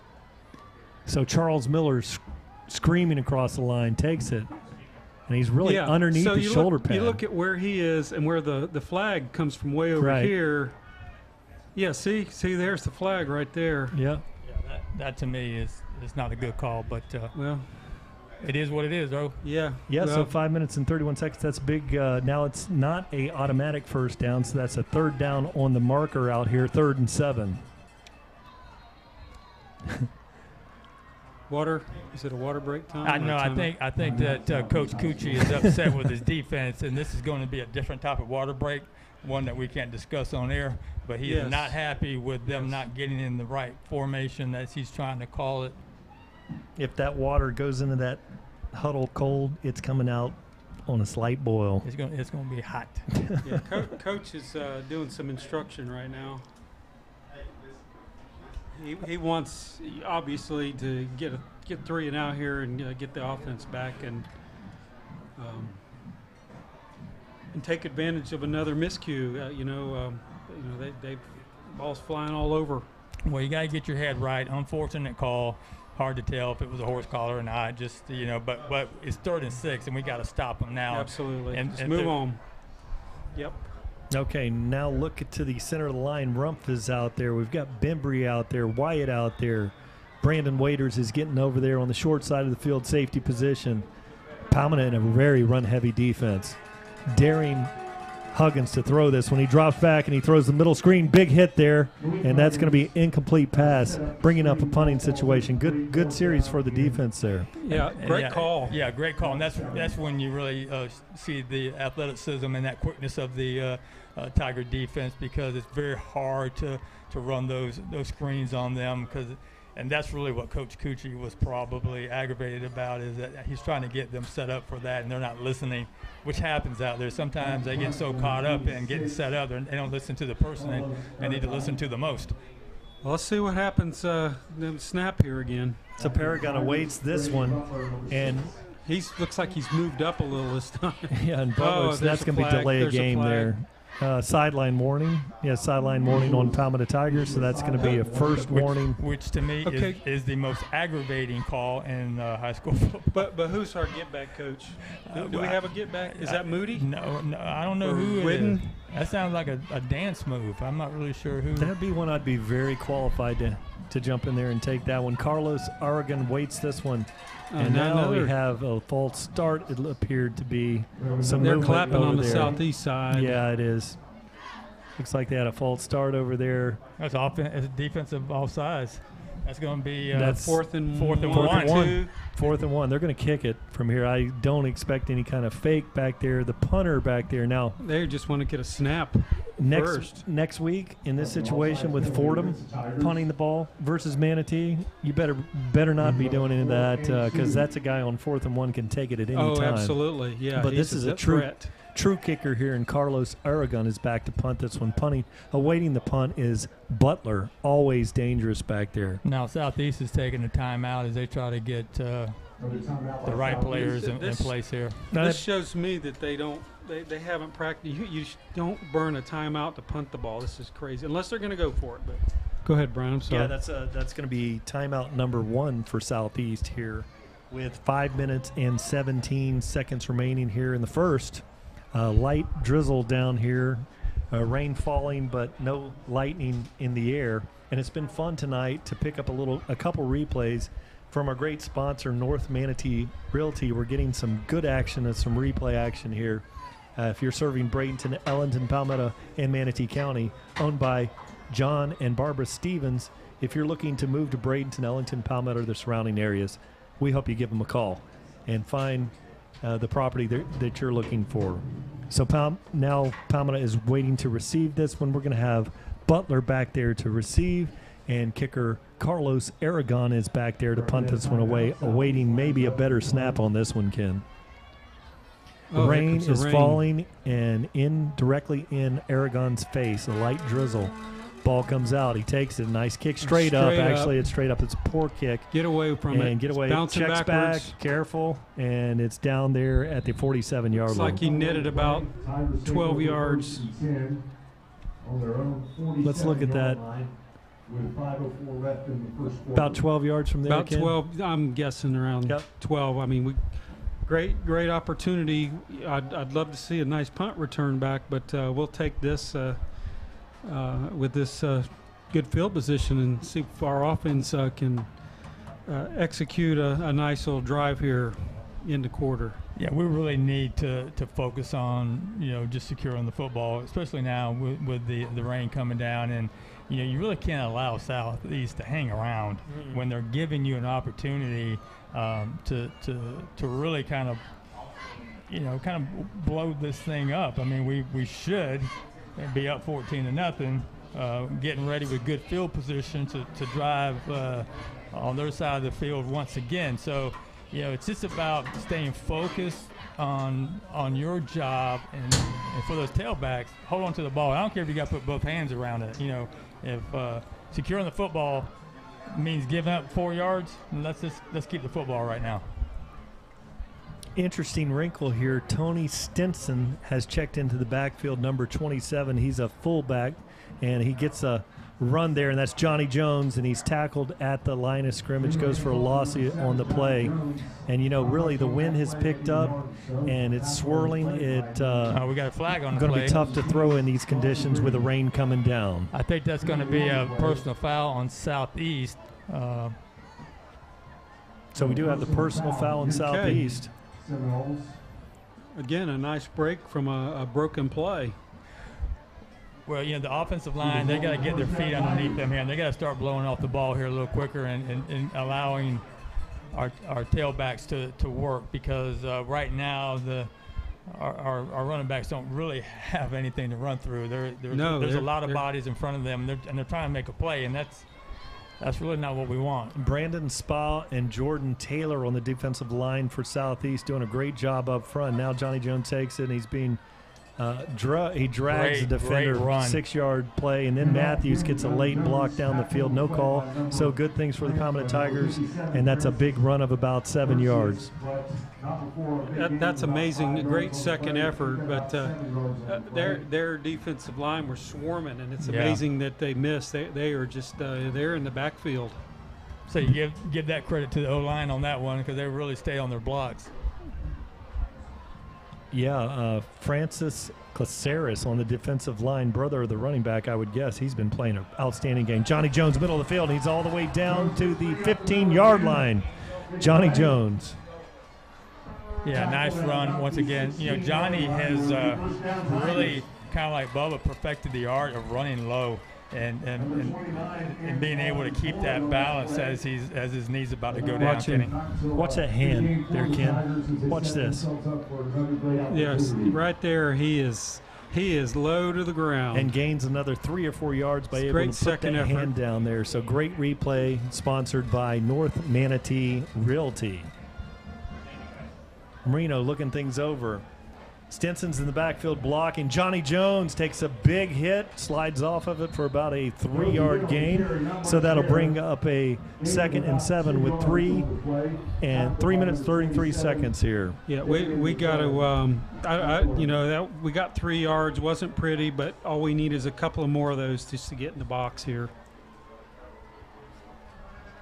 All right, rain still coming down pretty steadily here. No lightning in the area. Kobe Mays is out here wide on a single. 2 receivers out there to the left. Stinson in the backfield. Handoff to Johnny Jones. Good block by Stinton up there. And he goes all the way down. I think he got very the first. close. Very close to the first. Yes. Very close to that first down. Watch the line break. Push off here. Holding their blocks. He just runs through the hole, and it's called blocking and tackling. Great effort by Johnny Jones. Looks like they're going to call him just short of the line of scrimmage. Now they've lot to do here, Brian. He's got the first down there. Oh, we did. Okay. First to goal from the Tigers from the looks like the 9-yard line. And so taking it there in the superior asphalt red zone. Marino looks, hands off, and Johnny Jones goes for about a 1-yard gain on the play. Really tough sled, and that defensive line for Southeast has been impressive. Well, I mean, right now, you know, Southeast is just really setting up for the run game, thinking that that the Tigers are going to play safe here and just try to run the ball in the end zone. So they are a very athletic, large defensive line here, and they're doing an outstanding job here tonight. They really are pushing we have a fairly good size O-line. They're pushing them back right now. Yeah, they're doing a great job here. 1:47 seconds remaining in the first quarter. Palmetto has the 7-0 lead. Marino looks, hands to Johnny Jones. Nice cut in the middle of the field. Takes big hit, rolls off of it. So getting very close to the end zone, but he's going to be there, spotted at about the half-yard line. Watch this great jump cut right there. Nothing on the left side, so he goes to the right, and here's the touchdown right there. Yeah. So 3rd and goal. Oh, that's fun. That's some smash mouth football. Yeah, right look at there. that. Look Yeah. at Johnny just hitting He's him and just rolling over him. pumping those legs. First 17, Marino takes it, quarterback keeper. He's in for the score. So that's 2 touchdowns for Anthony Marino. For the year. That's four touchdowns. So with a minute and 9 he's my remaining, fantasy player for the Tigers. let's see if we can get a look at that under our North Manatee Realty replay camera. You know, it's about time to kick it down to Tom Porter here pretty soon on the sideline. But first, let's get a kick out of good service and a kick. DeVito's Auto Repair located in Ellington. Marino's back there. He's going to spot this one. And Billy Pineda awaiting this one. Oh, they got him off sides. That should have stopped everything, but the kick is up and good. So Palmetto Tigers lead this one 14-0. That's the one we were looking for, Rick, and they took advantage of the field position and made it happen. Great job. And I really can't stress again how important it is that that our kicker has become so much more consistent. And, you know, he's a young kicker. Coach Robbie has been working with him, you know, all day, every day, all week.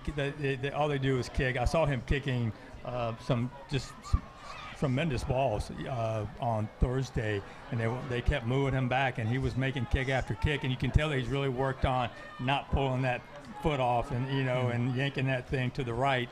And we really are fortunate because 14-0 is a lot better than 13. Oh, yeah. You know what yes, I mean? Absolutely. Now this is where things could get interesting. There's a couple factors here. The ball's going to be extremely wet. So if you get the ball on the ground here, it's going to be slippery. And the other thing, when you're playing defense in the kickoff coverage team, one little move, and Chauncey Wilson, you know, if you don't stay in your lanes on a wet field like this is an opportunity for a big play in the return game. He's got a little bit of a wind at his back, which might help us as well. Let's see what happens.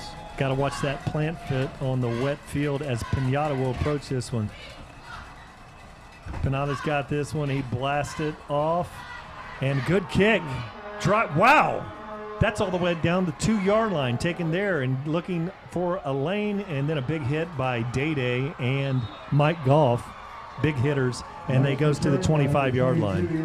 Anytime you can keep them inside the 30, you were successful. Great kick, great coverage by the kickoff team. You know, we've seen them more in the first 5 quarters than we did all last year.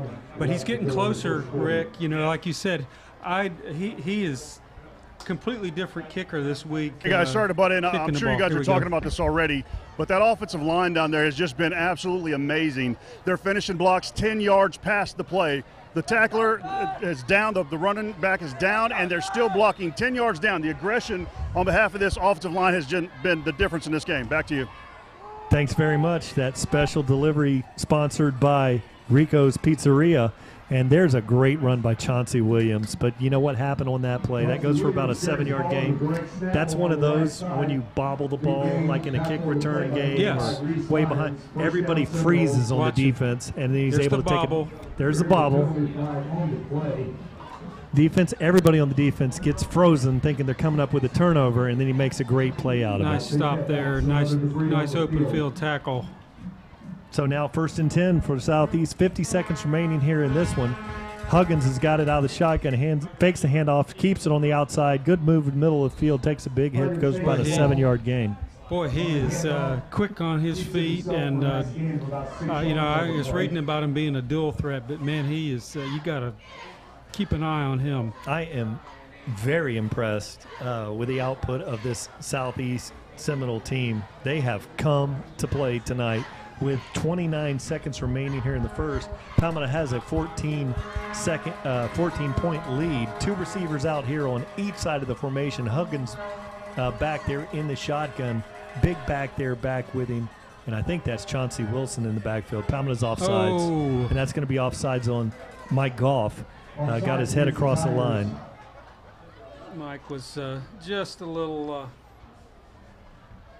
quick there. They were sending they were sending everybody that time. You got to time that, and the quarterback was smart. I think Mike might have slipped, on that wet field out yes, there sir. too. Can't stop on that, and so now the handoff, fakes the handoff. He keeps it this time, looking for the edge. No way he's going to throw it. And look at that closing speed. Oh my goodness, that's ridiculous. Ellison Bradley. That's Reese Lyons right there. Reese Lyons. Yeah, Reese Lyons there. What a tackle. Reese, you're too big to run that fast. I had to give that to a DB. Reese Lyons. Look at the closing speed, and another great shot there from our North Manatee Realty Cam. What the college coaches like about him, he can make plays like this. He can line up and put his hand in the ground and line up, and he can also play linebacker position. And not many people can do that. That was a stupid play. Yeah, there's guys that, Wilbur Marshall and, Derek Brooks. There's guys that can do that. There are. There's just Hi, this is Alan Conley, and this is Chris Conley from Conley Buick GMC, home of the lifetime limited powertrain warranty. Now, till September 4th, it's time to save on a new GMC. Get up to $5,000 off a new Terrain Denali or SLT, or a new Acadia SLT. Save up to $7,000 on a new Yukon XL Denali, or Sierra HD. So get down to Conley Buick GMC, Cortez Road West in Bradenton. Visit ConleyBuickGMC.com, home of the lifetime limited powertrain warranty. Only at Conley Buick GMC, where we treat you like family. GMC, we are professional grade. The Varsity 72 Club. That includes season tickets. Lots of things happening this year. Come and support your Tigers. Man, Brian Bussell in the public address is in great form here tonight, and it's going to be second down in a long forever.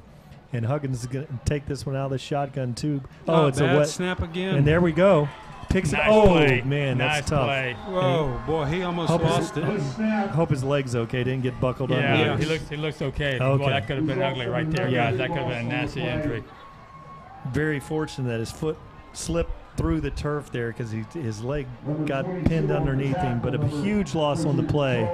So in this situation, Ken, you don't jump off sides, and you never rush the passer on a middle screen out of a third down play. Keep everybody in front of you. You keep it simple here. This is not the time to get that heavy lick on the quarterback as he throws one out there. Now Chauncey Williams takes the ball up, and that's going to be a stop there. So that's going to bring up fourth, and this is going to be an interesting situation. Yeah. They're going to punt out of this situation. Butler's just waiting, salivating back there, waiting to return this one on this wet field. Yeah, they've struggled with their center exchange, not only on the punts but on the quarterback, and even before the rain came here, and so let's see what happens if Chauncey gets an opportunity. DeJounte, I'm sorry. DeJounte back, low snap, and he's got a chance. He's running it for the first down, and that's not going to go. Big my goodness. Lions again. We got another penalty. I think we're probably going to have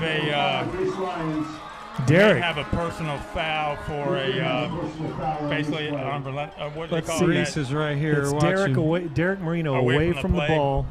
Here the play. There's no way you're going to get a first down. Bam. Bradley with a huge hit. That's not a target. He got him with a shoulder. And that happened back there in the area with Derek Marino. And I hope we didn't get caught on a retaliation. There's one of those fourth and for never. And let's hope that we didn't pick up the huge personal foul. There's a false start on Saved Southeast, us. declined.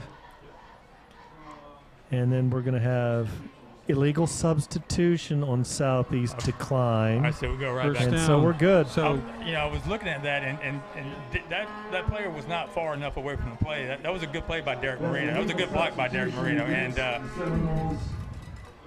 And that was that Ellison Bradley coming up? No, I believe that was Reese Lyons. that was again. Reese Lyons, number Once 5 again. again. He just hammered it. He's that's number 5, Reese Lyons coming up there. And 6'2", about 190, and he was going full speed. got the shoulder in Hit there. him right in the high tackle. shoulder, yeah. Now it's time with 10 minutes and 25 seconds here in the second quarter for your Palmetto Tigers to, go ahead and put some more points on the board and see if we can eke this one out of reach. Marino's going to be back in the shotgun, and he's got the big fullback with him, Stinson, and 2 receivers out to the right, and Kobe Mays out here to the left. Referees sorting things out, talking to the coach over there, talking to the Southeast bench. Now we're waiting. All right, let's play.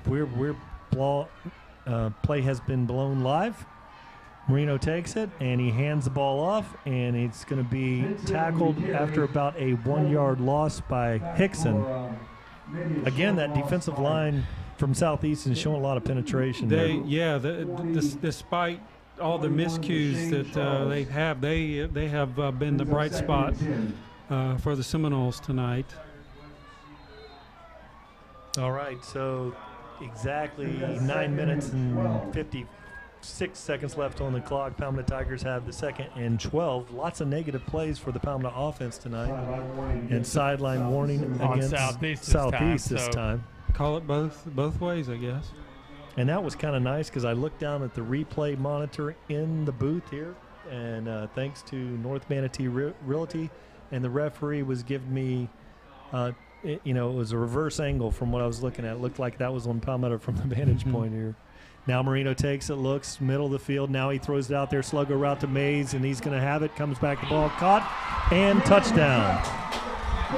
We got a flag over here where LeJonte Wester on the left side of the field, completely away from the play.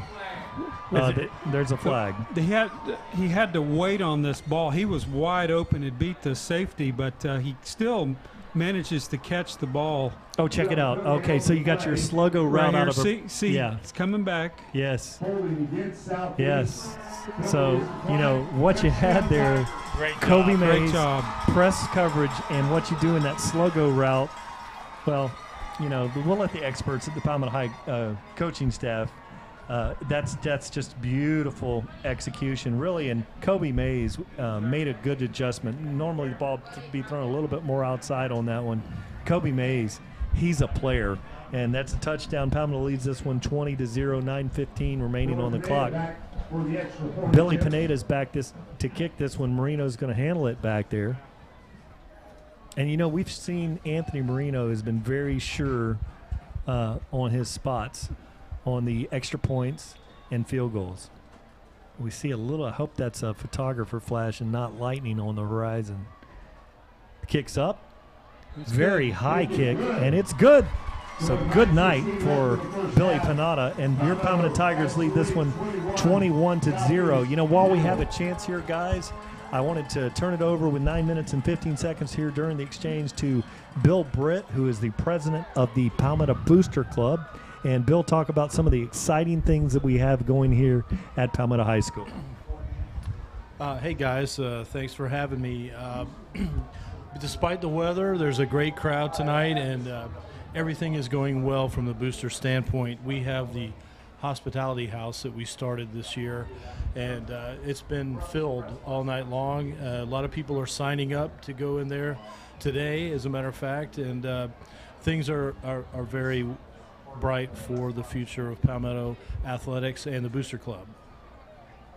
Thanks very much, Bill. And, tonight, not very often you get to go in the stadium unless you're up in the touchdown terrace or in some press box situations where you're sitting under cover. Those guys in the box over there in the tent, they got to be feeling pretty wise tonight, Bill. Oh, yeah. A lot of people in the stands were jealous when we were standing in the hospitality house, and when I came up here to talk to you guys, everybody's like, how do I get over there? Okay. I said, hand me a check, and you're in there. Okay. But I got it on another note, off story of boosters. I was talking to some of those Lincoln Trojans that were here tonight. We, the coaching staff, honored those guys, and for everybody that are old Palmetto people will know that was the historically black high school, and the stories they were telling me were just fantastic, hilarious. I'll try to share one with you at halftime. But anyway, thanks for having me on, guys. I'll let you get back to the broadcast. I'll get back up here during the half. Yeah, go sit over there in that fancy tent. I think Bill was seeding the clouds, trying to create some rain so we could get more people over in the tent there, and the plan worked tonight. Eating that Hickory Hollow over there. That's all Hickory Hollow tonight. Living in luxury now. Nice. Pineda kicks this one. Another good kick. This one's very high. Very high. Tough one to field. Gets it at the 10, cuts it up inside, and then he's going to be tackled there, involved in the play. Wells again. And so that's going to be a really good play by Wells, and also on the play, number 31, which is Gabe Avendano down there. So really good job by Tyler Wells and Avendano Watch on them kick stay. coverage. They stay in their lanes going down. Oh, I love that. Love it. And he's the shifty kick Yeah. returner, but look at all these black red hats and black jerseys right there. And again, you want to keep them inside the 30, and they're at the 20 right there. So good job on that coverage. Good high. Winning it with the special teams here for sure. Yeah, good high kick. Great news for Pinata. And, you know, I'm going to talk to him. I didn't get a chance to talk to him and get the pronunciation of his name. I like Billy Pinata. But, man, he's having a great night tonight. Now, very talented Malik Huggins is going to take this one out of shotgun. Two big receivers on each side of the formation. Big offensive line in front of him. Ball's on the ground again. Now he's trying to make something out of nothing. Tackled there. And really no place to go. Southeast is reeling. You can tell they may be giving up. We'll see what happens. But just another they just dropped it this time. It wasn't a bad snap. Let me tell you, when you got Floyd Dozier laying on top of you, is that good? Yeah, well, that's not good if you're Malik Huggins. I mean, he looks like that. 275. That's a lot of weight coming down on you, especially when you're in an awkward position. And I hope that Malik is okay, because he is a heck of an athlete. But that definitely stung him, and he's trying to shake it off. But it was an awkward way that he landed when Floyd was tackling him, and it didn't look real good for him. Floyd's just a 10th grader, 6'1", 275. My good friend, teammate of mine, a friend of mine, great friend, Lawrence Taylor, he says that Dozier's his cousin, I believe, and he said, watch out for this sophomore. A sophomore on the defensive line. Come on, man, you know, how big is he? And let's check the height and weight on that again, Ken. 6'1", 275. There's a sneak peek into the TigerVision there. It was on the 6'1", 270. Yeah, he may not be driving. He's a 10th grader. Yeah, Malik is walking off slowly, as you can tell here on TigerVision. But hopefully he is not come back, not injured, and he can come back here and finish the game. But you just don't know what you're going to hurt when you got a big man like that laying on top of you. Yeah. Yeah, it doesn't look like it's a shoulder or knee, something in the midsection area. Maybe the wind knocked out of him. Now they're making a change at the quarterback position there. And that's going to be Boyd back there. And then hands the ball middle upfield, goes for about a 3-yard gain. So let's get a number on the quarterback there. Yeah, it was a direct snap to Chauncey. And good call. Yeah, you got your quarterback who's been sitting there watching the game with wet hands. So and that quarterback was Gabe McDonald into the game for his first appearance. Now he's back on the sideline, and Malik Huggins, good to see. Malik is ready and well, ready to play. 8 minutes and 10 seconds remaining here in the second quarter. Taking this one out of shotgun, 2 receivers on each side of the formation. Palmetto rolls up in a 4-3 look, and they can draw them off sides. Might have had Kendall Reynolds and Charles 22. Miller. I tell you, that drive, Coach Pat Cucci crazy. You know, I mean, they practice that every practice, and you know, and Marino will do that to our defense as well. You know, I've watched that happen. I've been out at practice, and I've seen Marino do that to him. Yeah. You got to learn. You got to learn. You got to learn. Time it. Chauncey Wilson in the backfield back there, along with Malik Huggins, 2 receivers on both sides. Palmetto playing a little bit back in defense this time, but here comes Reynolds. Now he came up early. I think that's false start. You got it, Rick. Left tackle, he's not happy with himself. Yeah. KB, Kenny Burton Jr., he's all about this. I love it. I'm glad Kenny's in control of that because he draws nice circles. I like the green crayon in that eraser that you got working there, Ken, but you could clearly see that they were. I'm going to switch it to yellow. They spoiled me here. Can you see yellow good? I'm not sure you can see yellow as well. R-I-C-K. Can you see that, Rick? Yes, sir. Thank you. Okay, you made TigerVision tonight.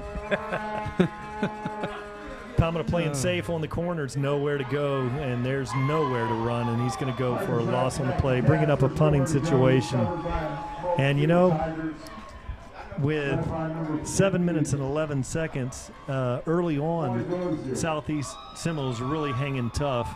But now as the game wears on, you're seeing the lack of depth. You know, players playing both ways on both sides of the defensive and offensive line is starting to really – it's showing up the here. Frustration being down 21-0, and it's just a quarter and a half. Well, on that play there, you got William Rump, who's 6 foot 230, and then you had Dozier back in there at 275. I mean, that's meat and potatoes right there. It's just been a quarter and a half too. Oh man, great get away pressure from it. there on the kicker. Get away from it, Day-Day. All right, that ball is going to be dead there, and that's a net punt of about 15 yards, Ken. Yeah, and about what, 19 yards? You know, they suffer with struggling with the offense, and then you can't punt it down there. Hey, you just give our offense another short field. I mean, it is inside the 30. Not a good kick, but in Ellington, you'll always get a good kick out of good service, great service from DeVito's Auto. That was good, Brian. Oh, yeah. Great sponsor. Great sponsor. They fixed my car. Sponsor makes it. Well, you're talking about a man who was able to cover several sponsors last week as Frankie Beverly and Mays were playing in the background at a very high I don't know how loud that was, but we could not hear ourselves talk last week. The tornadoes, yes. And sirens. And all night, I thought there was a hurricane coming. I heard that emergency service signal, whatever that mess was that they were playing last week. It was about to drive me crazy. And then down below, they played a little common, and for you old timers, they're kind of sampling an old Afrique Bambaataa and the Soul Sonic Force song, and these guys were popping and locking down there, and they had moves that would make MC Hammer blush. I mean, it was crazy. You know, the energy in that crowd last week. A lot of fun last week, but extremely loud. We only had one camera. Yeah, I've been deaf for the last week. Oh. We were totally out of whack on that one. I don't know what happened. It looked like I know one thing. Number 75, Lee Matthews, was coming out to hit someone. And I think I tell you what, that it may have been a tunnel screen with a tackle coming directly toward the line of scrimmage. Right. So now it's second and about 16. Marino's taking this one. Jet sweep action, reverse. Marino gets a nice block out there, and that's going to be LaJonte West. Oh, what shake. And he goes all the way for the touchdown. And that was all about Anthony Marino getting in the way of number 55 from Southeast. That's all he had to do was get in his way. And it was clear sailing for LaJonte. We can see that on the replay. If you look at the shake on that, on the wet field, instead of coming to a complete stop, he's got such great balance.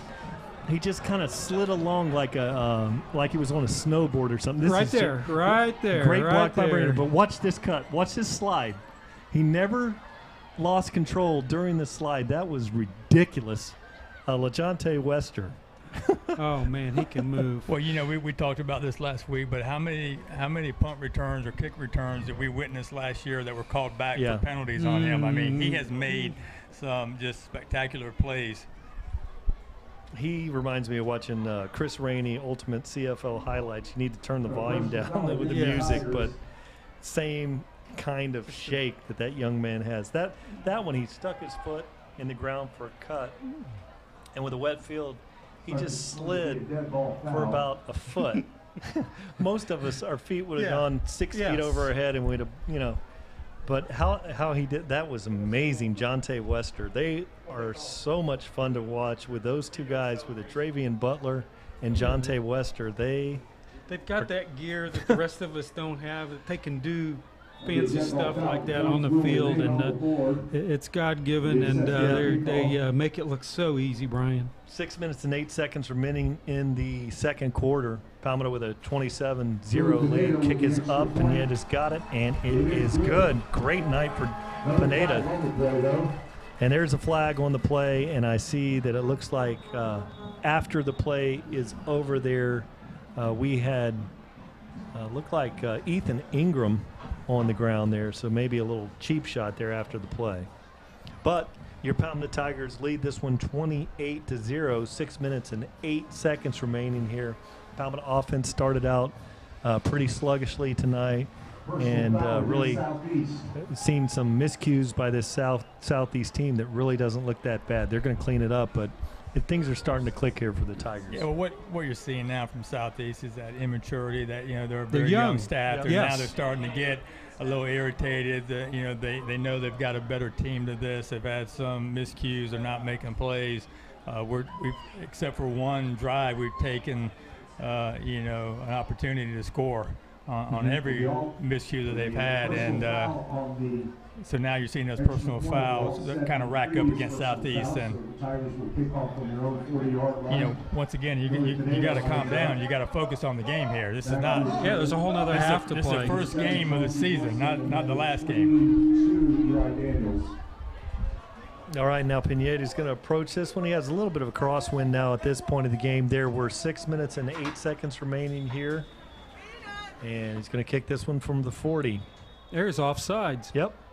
The Southeast lines can't up do offside. They line up. You can't go over the 50. That's crazy. You hardly. Let's see that, Ken. Did you? Well, catch they that? didn't.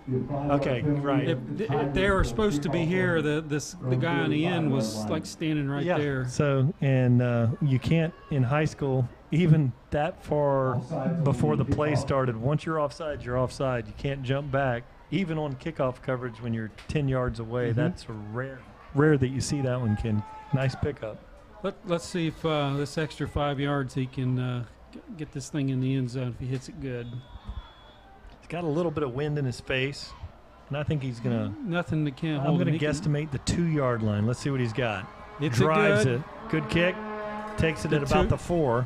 And then he's got a middle nice-looking returner there and goes for a big gain. And that's Eli Daniels. A nice run.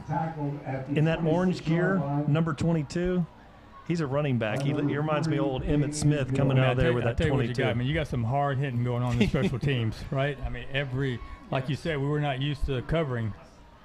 And look at that 1, 2. Oh, that's Day-Day Hill. Ooh. They're all over it's the friendly place. fire right there. I know you find that hard to believe that was Day-Day Hill. Whew. Man. I don't know who the biggest missile is, him or Mike Goff, but they can hit. And it's like they love covering kickoffs. They love contact. I mean, they love. You have to put those kind of people on your kickoff team. All right, now he hands the ball off to Wilson. Middle, big hit, big hit.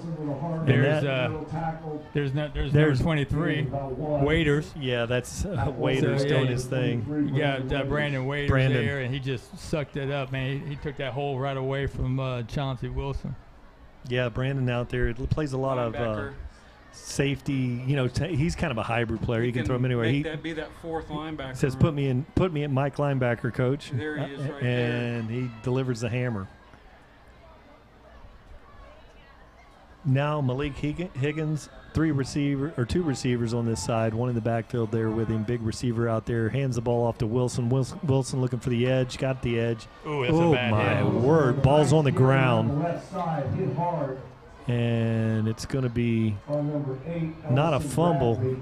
Woo. Now watch this one on the North Manatee Realty replay. That was a hit right there, boy. 3rd and 4. Here it comes. Bam. Ouch. That caught him in a bad position. Wow. Boy, they're closing, coming up for the hits. And 3rd down and 5. Huggins taking this one, hands it off to Wilson, nowhere to go. Great play, middle of the field. There's Kendall Reynolds. Kendall Reynolds. This flag. That's going to be a personal foul well after the play. Is that going to be on us? I think it looks like it may be on Mike Goff. I don't know what happened, but looks like I they saw got the us. referee. Yeah, there's your unsportsmanlike conduct against the Tigers. That's a 1st down for Southeast there. That's a no-no. That is definitely a no-no. They'll be talking to him about that at some point. Film study after the game. I'm not sure who that was on. I see Coach Marino talking to Day, so I'm not really sure who that was on.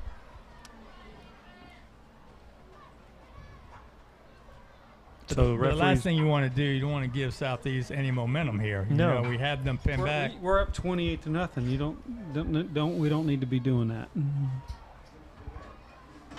2 on each side. Huggins waits this one. Nice looking receivers on both sides of the formation for these Seminoles. Chauncey Williams, big hit up there. Nice play. That's Bembry right there. Ooh. I tell you what, that's Bembry just jumped right past him and made the play. Offensive lineman never got out of the stance, and there's the quickness we've talked about with our defensive linemen. They're very athletic, and it's good having him back. Yes, it is. Big offensive line out there.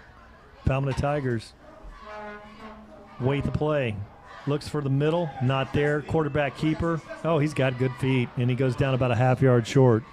So he's going to be a half yard short here, brings up a 3rd and 1. So very important for these Palmetto Tigers to not jump off sides.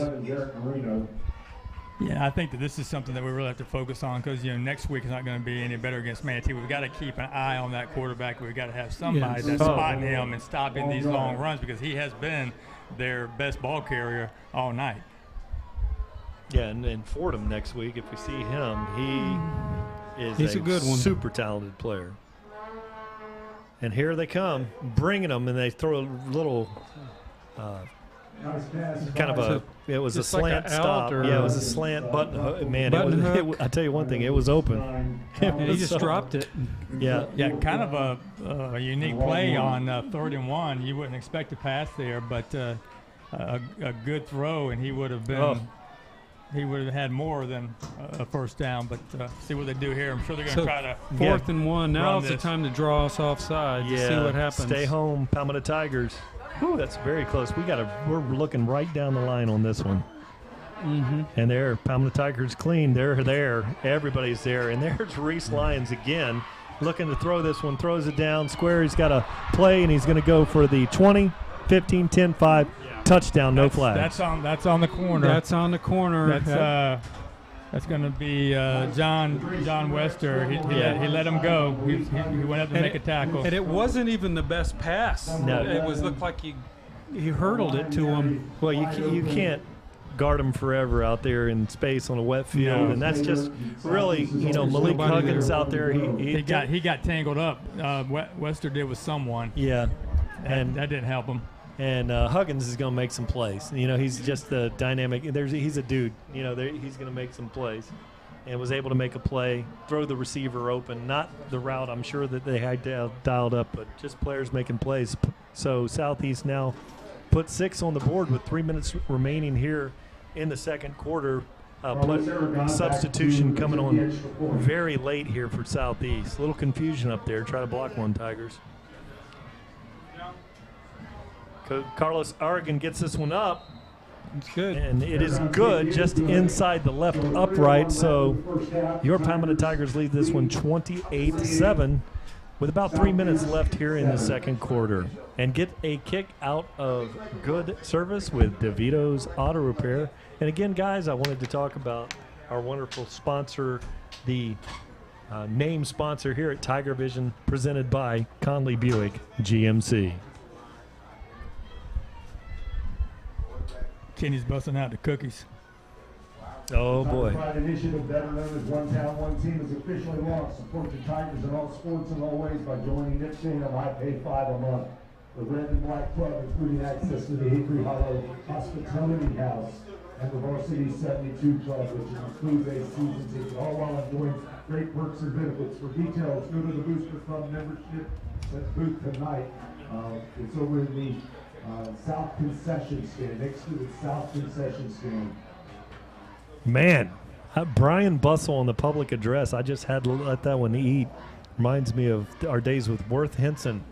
You know, our voice of the Tiger basketball. Every basket that you and I ever scored, there probably wasn't many, but he called our name out. He called my name maybe twice. No, but Worth Henson, you know, a great man, you know, a great Tiger fan, a great booster, and, you know, a great singer in the church choir. And he taught all of our Sunday school group how to tie ties. You know, I remember that was important. I still use that full Windsor knot today. Now, Oregon kicks this one off, and here we go. And it's a stoppage play. It's got to be offsides on the kicking unit. So that's got to be the play there. Rick, why don't you take this one when I nibble on one of Shelly Burton's cookies? Why did you ask me to speak when you know I had a big old piece of the peanut butter cookie? The peanut butter, you know, sticks to the top of your mouth. That's just plain wrong, Brian. You saw me over here looking. You saw me over here looking at those cookies. I'm gonna hand him a box of saltine crackers and ask him to whistle the national anthem as it breaks next time. I'm one of those kind of friends. Yeah. Oh goodness. Yeah, but great cookies up here tonight. And so we did have offsides on the kicking unit. Hey, speaking of those kicks, get a kick out of great service. DeVito's Auto, located in Ellington for quality auto repair. Visit Tom and John DeVito, serving satisfied customers since 1978. And he cooks as he slipped, plant foot slip, so it's a short kick taken there at the 20, all the way 30, 40, and then to the 49-yard line. And that's going to be Butler. No, that's Corian Brown. Watch him take the air. He almost jumps right over the Southeast defender, right, and that saved a touchdown right there. He was one step away. He was feeling it too, wasn't he? He was feeling. He wanted that one. Great return. Speaking of air, you know, I was thinking about one of our new sponsors there. Spartan Air Services, located in Lakewood Ranch. We need to throw that one in on big pass completions too. So let's pick one up here. Get some air under that ball, yeah, or a punt. Marino checking off the line of scrimmage. Here's what we talked about earlier. Looking at things over on the D. Boy, they're coming. Something in the middle would be good. Throws the sluggo out there wide. Good catch. There we go. That's Dante. And that's Wester again. That's Wester again coming up and making a play. Making great adjustment to the throw, too, as well. I think it was a little short, but it doesn't matter. Watch him coming right there. Okay. That's good stuff. Good stuff. Great pitch and catch. And we dialed up the Spartan Air Services, and there's your air service there. Anthony Marino to Jonte Wester. Looks out there. Oh, my goodness. What a cut. That's a touchdown. Takes it. That's a touchdown. Touchdown, and there's a flag in the middle of the field. Flag down. Now here's one of those situations where you get snake bitten by and we might pick this up on the replay. We have a running play called, so you're able to go out there and you're able to block downfield, but you throw the ball wide, and the blockers are in the middle of the field, and you're going to get a block. Where is it? Block in the back. I don't see that. I don't see it. But I didn't see the block in the back. When you run an RPO, maybe you have a run called on that. You sling it out there wide, and then you're doing your normal blocking, and the guy turns his back on you, which is I don't consider that blocking in the back. You're going to get that call. Yes. And you're going to get that. And then it's one of the casualties of running this type of dynamic offenses. But we see it all the way, in the pros all the way down. I mean, you're told every day, if you see his back, don't touch him, right? So if he turns that back to you, you got to leave him alone. No matter what the situation is you cannot put your hands on them. They used Hard to do. Easier said than done, though. Yeah, they used to be a little bit more lenient on that. If you were engaged and the guy turned his back on you, otherwise the defensive line would just line up with their backs to the turn line. Turn around, yeah, you can't touch me. Well, let's see what they do to make up for this. That was good stuff, though. That was great. Now Butler's in motion, and now we move and fakes the slant. Marino's going to take and run this one. He's going to go for about a 4-yard gain. Gets to the edge. Careful over there. And that's going to be a pickup of about – nice pickup on the play, a couple yards. So that's going to bring up a third and 8, I believe. I think it's still going to be second down. Second down. That's right, because we had the penalty. Second down and 9 yards.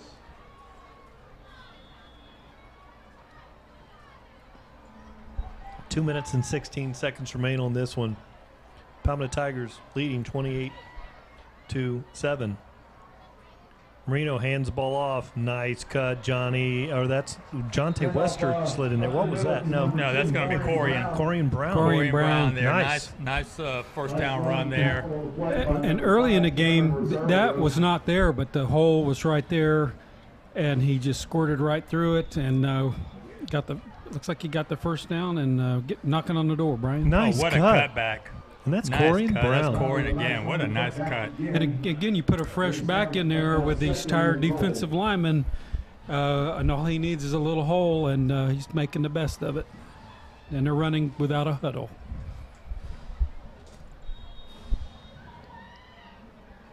And there it is, Corian Brown, middle of the field. Great blocking on the interior line and over for a touchdown. And they're at the end. Oh, my. I thought he was in. Yeah, it looked like he was in. They might pick that up on the North Manatee Realty highlight replay, but we're still going to Marino keep for it another live score here, Rick. Yeah, I think he's got under center. 5. He's under center. Here we takes go. it, Yep. driving forward. Very close to the touchdown. Not giving it to him, though. They're going to call him short. Right at the line. Right at the line. So it would be about 4th and a whisker at this point. They gave it to him. Oh, they gave it to him. All right. Look at this the on dead the replay. giveaway with Marino is if he's lining up behind the center and not in a shotgun, he's taking it because 99% of the time he is lining up in a shotgun. And, and also if he sees a uncovered, if you leave a gap there, between the nose and the defensive tackle, and you've left yourself a gap without a linebacker filling in, he'll just take it. Just take it. Yep. 5. So 3 touchdowns for Anthony Marino 3 tonight. and 2 last week, and I bet he had no idea he'd have 5 rushing touchdowns in 6 quarters. He's the leading scorer on this team. He might be in the area. I've always got 5 touchdowns. We have no one else that scored 5 touchdowns in these 2 games, right? Yeah, so could be in 7A, statewide. So we did have a penalty there that's going to on Southeast going to be assessed on the kickoff. Now that's going to be interesting. That's another personal foul. They're just frustrated. 1 minute exactly on the clock. Now Anthony Marino is going to wait for the snap here.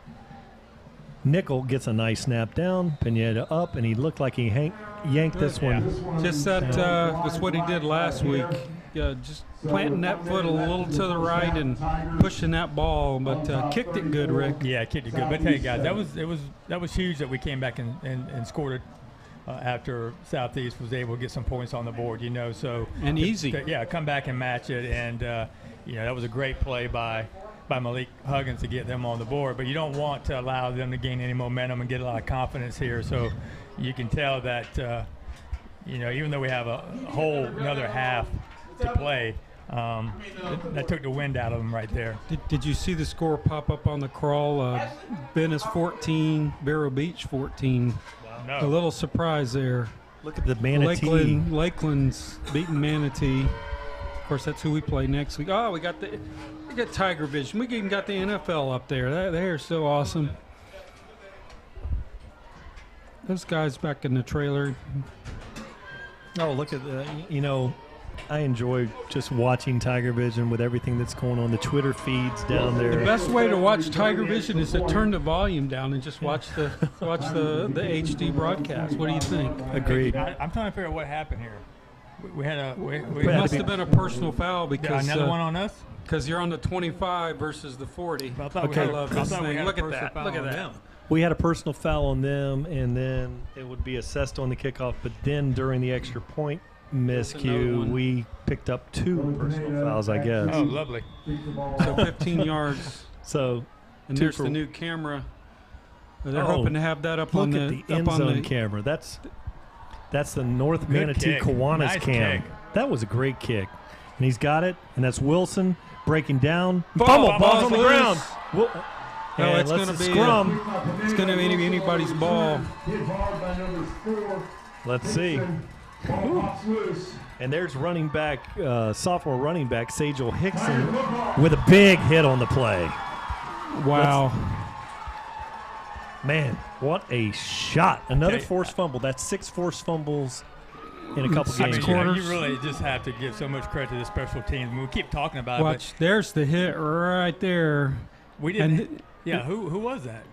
Did you pick up a number there, Kenny? As you're drawing your I was drawing. I'm drawing. I'm still learning how to do this. Let's see if we can get that North Manatee Realty replay They're giving going us again. 25 here. Maybe it was him. So 25, that's Alejandro Mont, my favorite name here. Great kid. Alejandro Mont. A little swag in the name and a little swag on the field. That with was a big hit, man. Great jarring the ball loose there. And, Alejandro had a great game last week on kick coverage. Yes. I did a great job. And he also played a lot of receiver last week and did a very fine job. But, man, what a hit. I think he was the one that was keeping them covering the outside and keep forcing them back in. Right. Not giving them the sideline. Right. I and remember they kept that. having to step out of bounds to deal with Alejandro. If you were going to get around him, you were stepping out of bounds. And that's what you want. Yeah. Absolutely. So an injury on the field and really a big hit, and that was on running back there. Took a shot. Looks like number 8. Or is it 8 or 18? I'm trying to pick up here. Number 8. Number 8. Yeah, that's going to be Jordan Alexis, wide receiver. Boy, had a fine return going in there. Yeah, he was just getting cranked up. Got a hold of the ball, while we're waiting for the play to get going again, I'm going to jump in real quick here. Just want to talk a little bit about the energy tonight with the fans. We've got the Red and Black Club. We've got new signs out here for the Dazzlers, new sponsorships on the fence. There's a lot of people standing along the fence. There's people everywhere. It's for a rainy night, something that started pretty bleak with the empty stands. It's really picked up. Good support tonight here for the Tigers. Great delivery from Tom Porter. And for great delivery, remember Rico's Pizzeria and Pasta House, located in Palmetto Reno. Look, scans the middle of the field, throws the skinny down there, and he's got a receiver and first down on the play. And I think that's Curtis Thomas. But it looks like Curtis Thomas, number 29. 29. And Curtis, I remember a game last year. Right there, just an out and in and pitch and catch. Timeout, Tigers. Good job by Curtis Thomas. You're going to get hit. And Curtis is very elusive in space, too. It looks like he's got some They're practicing their 2-minute drill here. Great opportunity here right before the half. Right before half, 41 seconds remaining here in the second quarter. Palmetto Tigers with a 34-7 lead.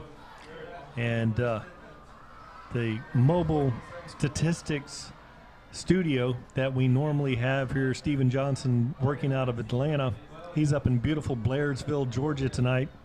And in his location, no internet. So won't have statistics here but I can tell you this, the Palmetto Tigers, started out a little sluggish, but things are clicking now. And speaking of clicking, put your business on a clicking spree.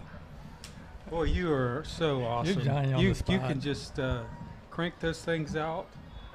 Amazing. I'm terrified I'm going to miss one here or there. The North Manatee Kiwanis Clubs, the end zone shot that we're getting tonight is sponsored by the North Manatee Kiwanis.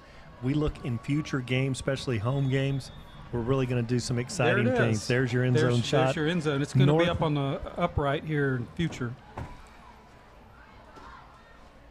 Marino looks, nice play, and it's out there. And Johnny Jones shakes a tackle and really needed a block out there. Didn't. That was going to be Kobe out there. So a 10-yard penalty from the spot of the foul. Depending on where the spot of the foul is, that's going to bring a nice gain back.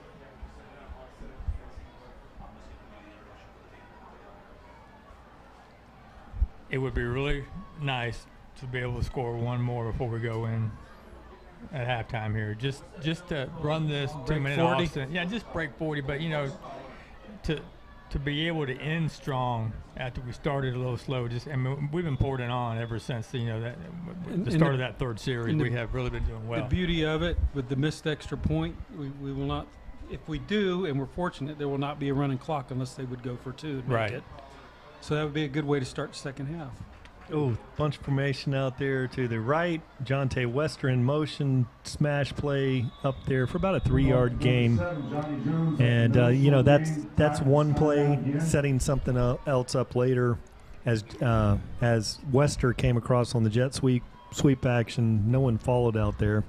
So that'll be something that you'll look at. We're going to need to get to the 30 probably if they want to have any – if a touchdown's not possible here in the last – 26, but to let him try a long field goal, which would be good to that would be a thing to if we can't score, to let him try a field goal here. One thing you see out of the Palmetto Tiger units over the year, I remember the great 2-minute drive in the Pinellas Park playoff game last year. Yes. That was just a fantastic coaching clinic if you wanted to come out there. But I've noticed in games, and some coaches have it and some don't. Clock management. There's so many things that are going on with plays and schemes and that. And there's coaches at high levels, college coaches, I won't mention former LSU coaches or anything like that, but that have a problem with clock management. And what we've seen with the Palmetto Tigers over the years in these pressure situations, have the timeouts in the pockets and have an opportunity to score late in a half or at the end of a game. They're not having to waste them on an extra point or a punt, but getting personnel in. They practice it so they can save them.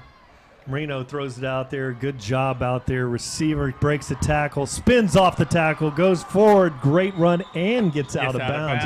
And that's Curtis Thomas. Smart. And I'm sure when they were huddling, if you make sure if you catch it to get out of bounds if always, so they don't have to burn a timeout. So 2 big plays here already by Curtis Thomas. On this drive, 3rd and 2, got a chance to take it into the end zone. Or at least pick up some yards, like you said, Kenny. Let's try to kick 3 before we get out of here.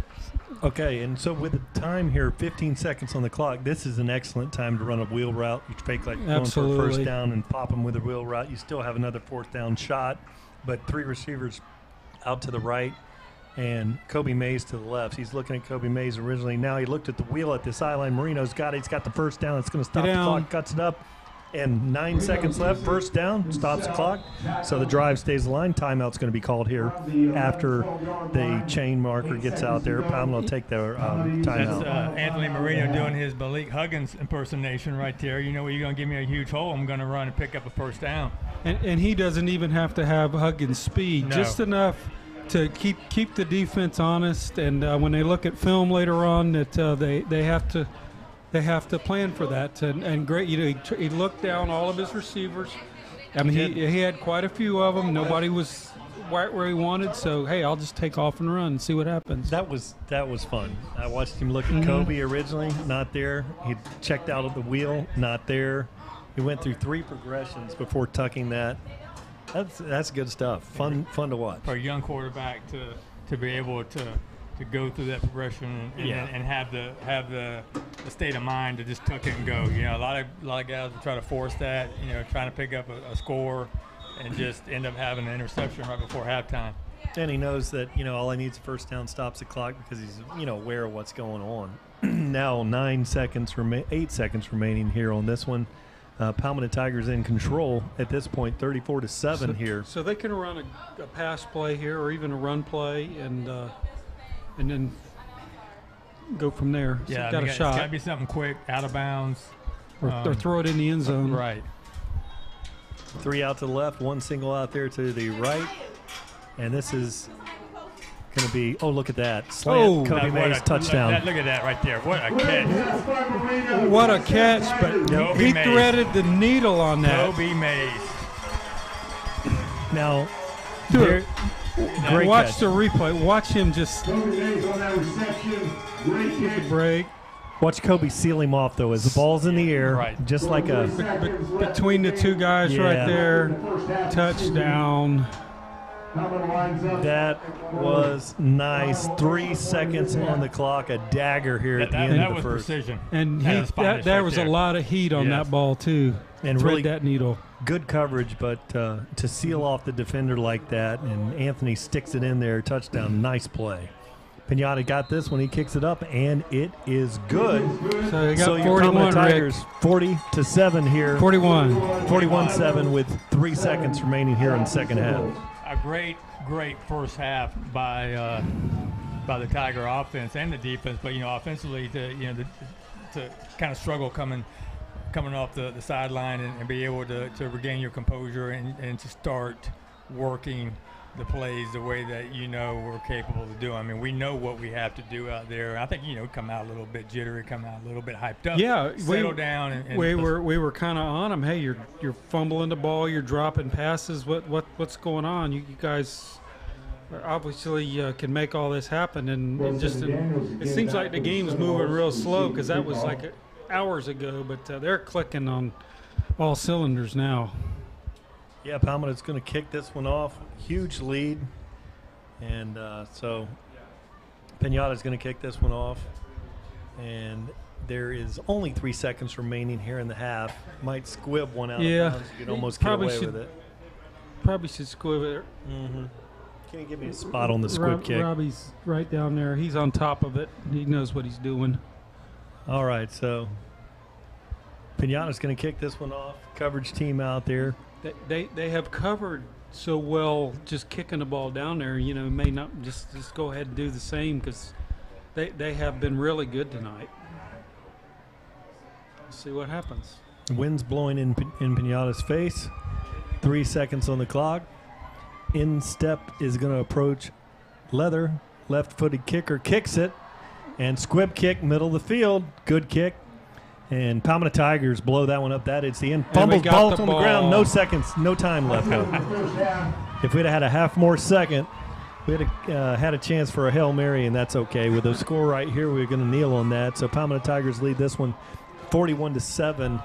And pretty soon I'm going to get into the halftime report, which was sponsored by Richardson Stenton Roofing.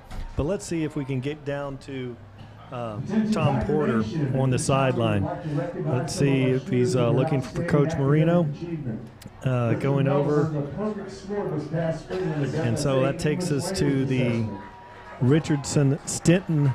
Tom's on the side. Todd's working. Perfect score on his biology intercourse exam. You missed him, I guess. Yeah, Tom Porter was unable to catch up with Coach Marino. So that brings us to the Richardson Stenton halftime report. And Richardson Stenton Roofing, locally owned and highly experienced. The storm season's here, so instead of hoping for the best, sitting under that old roof with your fingers crossed, uncross them and pick up that phone and call Richardson Stenton Roofing.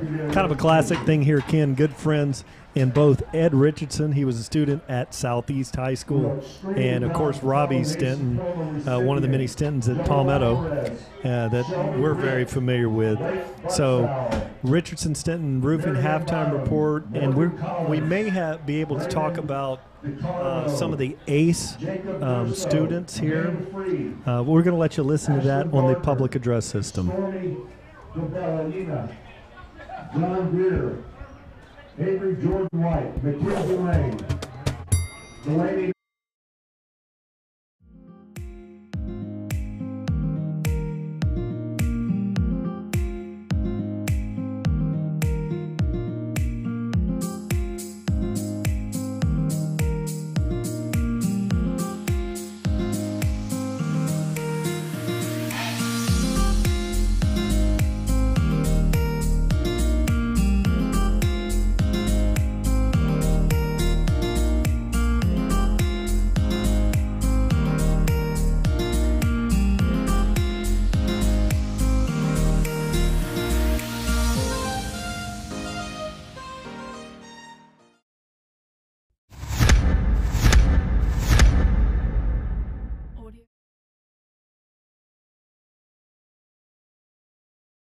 for your halftime entertainment.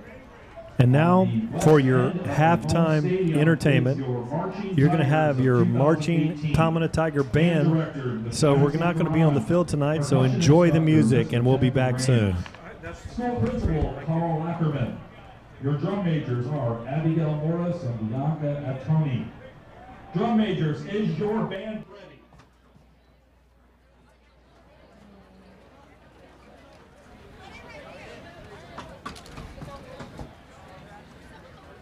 Thank you, drum majors. The stage is yours. Ladies and gentlemen, the 2018 Marching Tigers.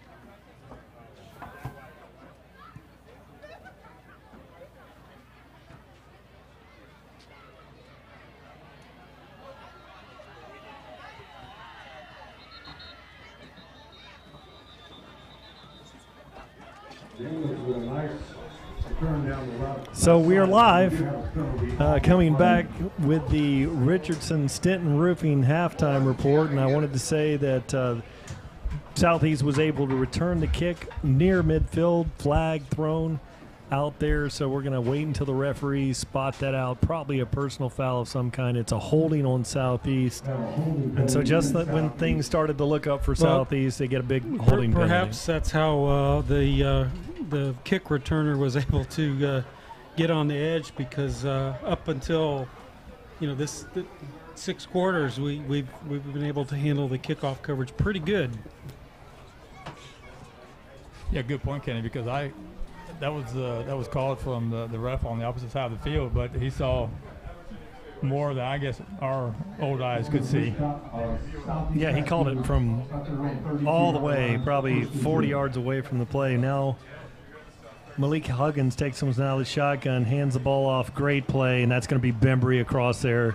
Actually, it was great a fake. It was a fake. Quarterback keeps it and then fumbles. He faked it, and then he puts the ball on the ground, and then it pops back up. And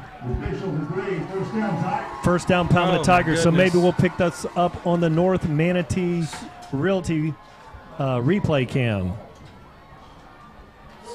So keep your eye on the quarterback. If we get it here, that he's going to his left, and it was a great fake to Chauncey Wilson. Yes, it was a great fake. It must not have it, but he had us all faked out up here and tried to go to the left and was unsuccessful. Yeah, it looked like the back in the hole was having a problem securing the ball, but it was just a fake. But it would have been a great tackle by John Bembry. If Chauncey had the ball. Yes. Without a doubt. John was Johnny on the spot.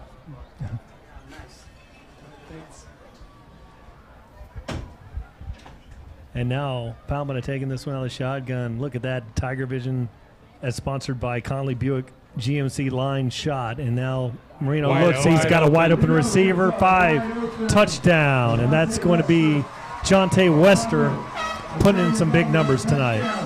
So, you gotta keep the throttle down, Kenny, right? We've seen too many games where you thought you had it in the books and they come back. So it's a great job by Bubba Butler, wide open. I don't know how you don't cover him, but he makes an easy catch and score to put us up 47-7 here early here in and the that second puts half. us in a running clock, and it's started. All right, now 47-7 with 11 minutes and 30 seconds remaining in this. Pinata's looking to put the big 48 on the board, and the kick's up, and it looks like he yanked it. So that's going to be 47-7. Rick? Same scenario, just planting that foot a little to the right, and it's hooking and hooking it. And he may be getting tired, Kenny. He has, to his credit, yes. The way this offense is going, the punter's got the easy life, and the kicker is exhausted after the game.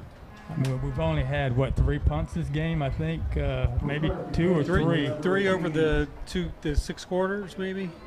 This point of the game has a 35 or more. Right behind there. Okay. Running clock.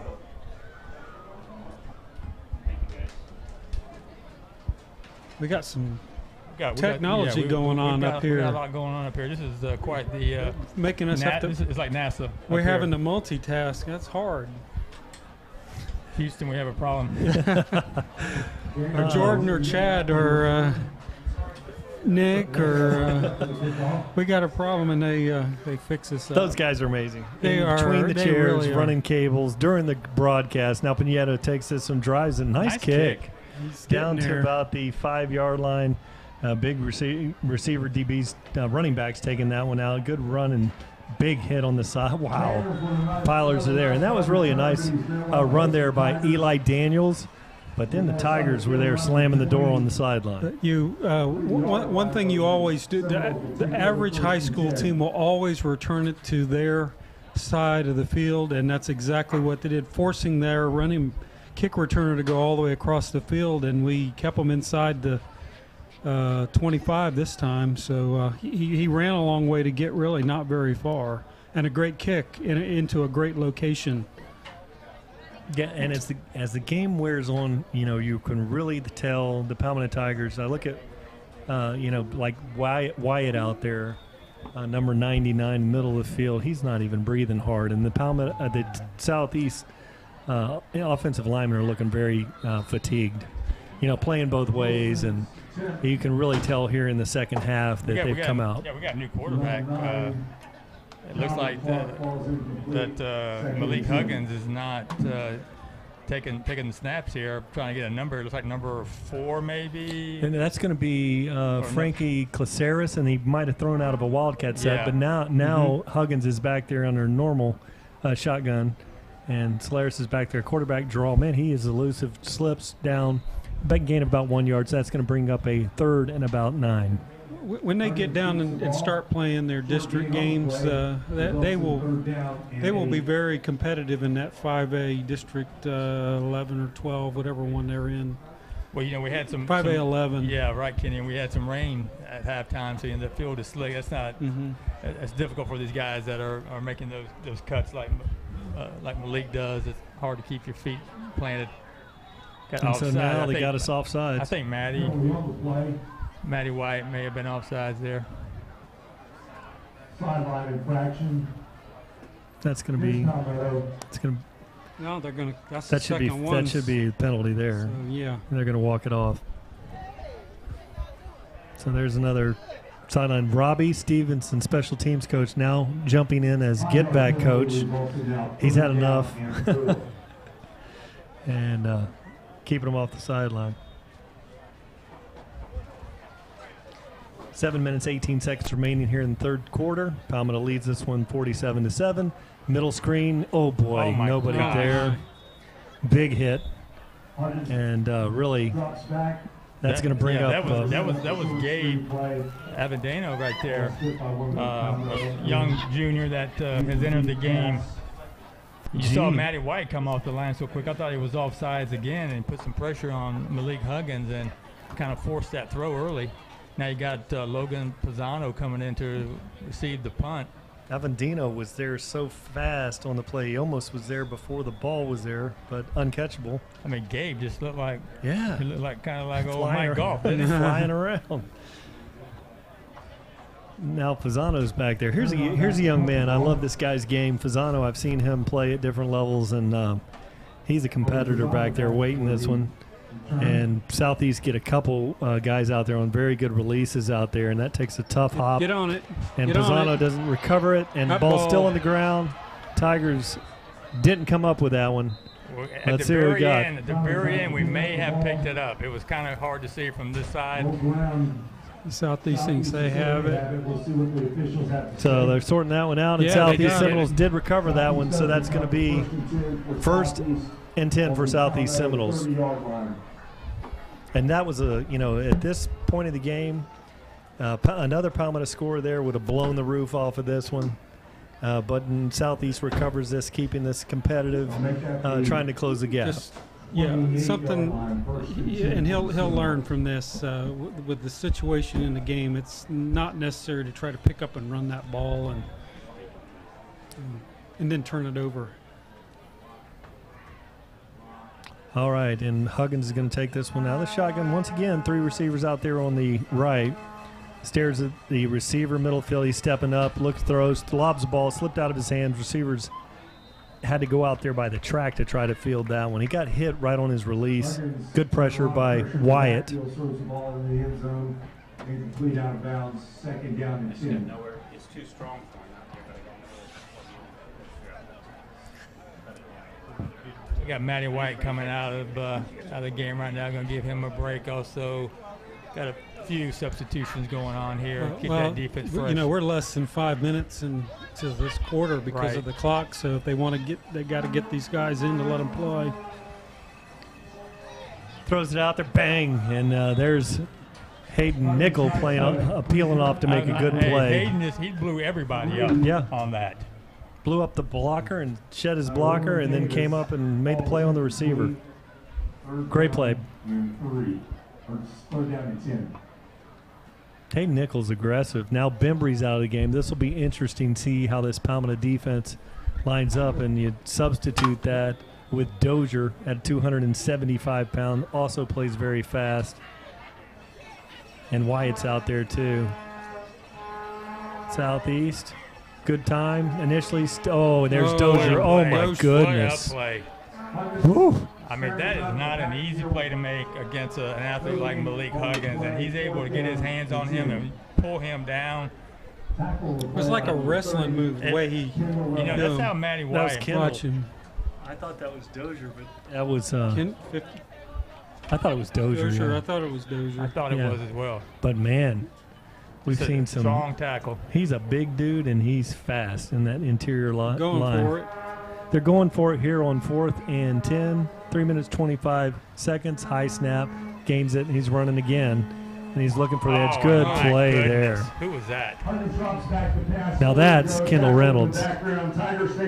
Let's take a look at that. Man, what speed out of that DN position, and that indeed was Kendall Reynolds. No, that's Dozier again. That's Dozier again. That's Dozier again, and he's fooling us because the way he's making plays, he's got 50 on, but he looks like he should have a linebacker number on. He's playing like a linebacker. That was a fast. Playing defensive line. I tell you what, see, we have found another playmaker on defense tonight here, gentlemen. Yes, we mentioned his name. He has played with just some of the quickness that I wasn't expecting from him. I mean, he's just been off the ball, quick on tackles. It's not easy to bring down Malik Huggins. You're a DT. 275. I mean, that's an athlete. That's reminds me a of soft, Kenny Burton back soft, in the day. Yeah. Kenny Burton with a few more biscuits. Now Marino takes this one, hands it off, and running hard. I think that's going to be Sajel Hickson. Sajel Hickson, possibly. It is. Yeah. And just a simple at some dive point play in the to game, the left. we may have a quarterback. Actually, the quarterback now is Logan Pisano out there playing quarterback. Logan played quarterback all through Pop Warner, and Logan was an outstanding quarterback. He knows how to throw, knows how to run. I don't think he's got behind center throughout his high school career, but he knows how to play it, and he's smart. So there's Pisano lined up, and we move there. And so false start on the offense there. Coming out early with the H-backs. That's going to be a false start on the Palmetto Tigers. Minute and 32 remaining here in the third quarter. Commanding lead. And I'm going to get to TigerVision presented by Conley Buick GMC shout-outs at the end of the quarter. Like to have some fun. People watching us from all over the country and all over the world.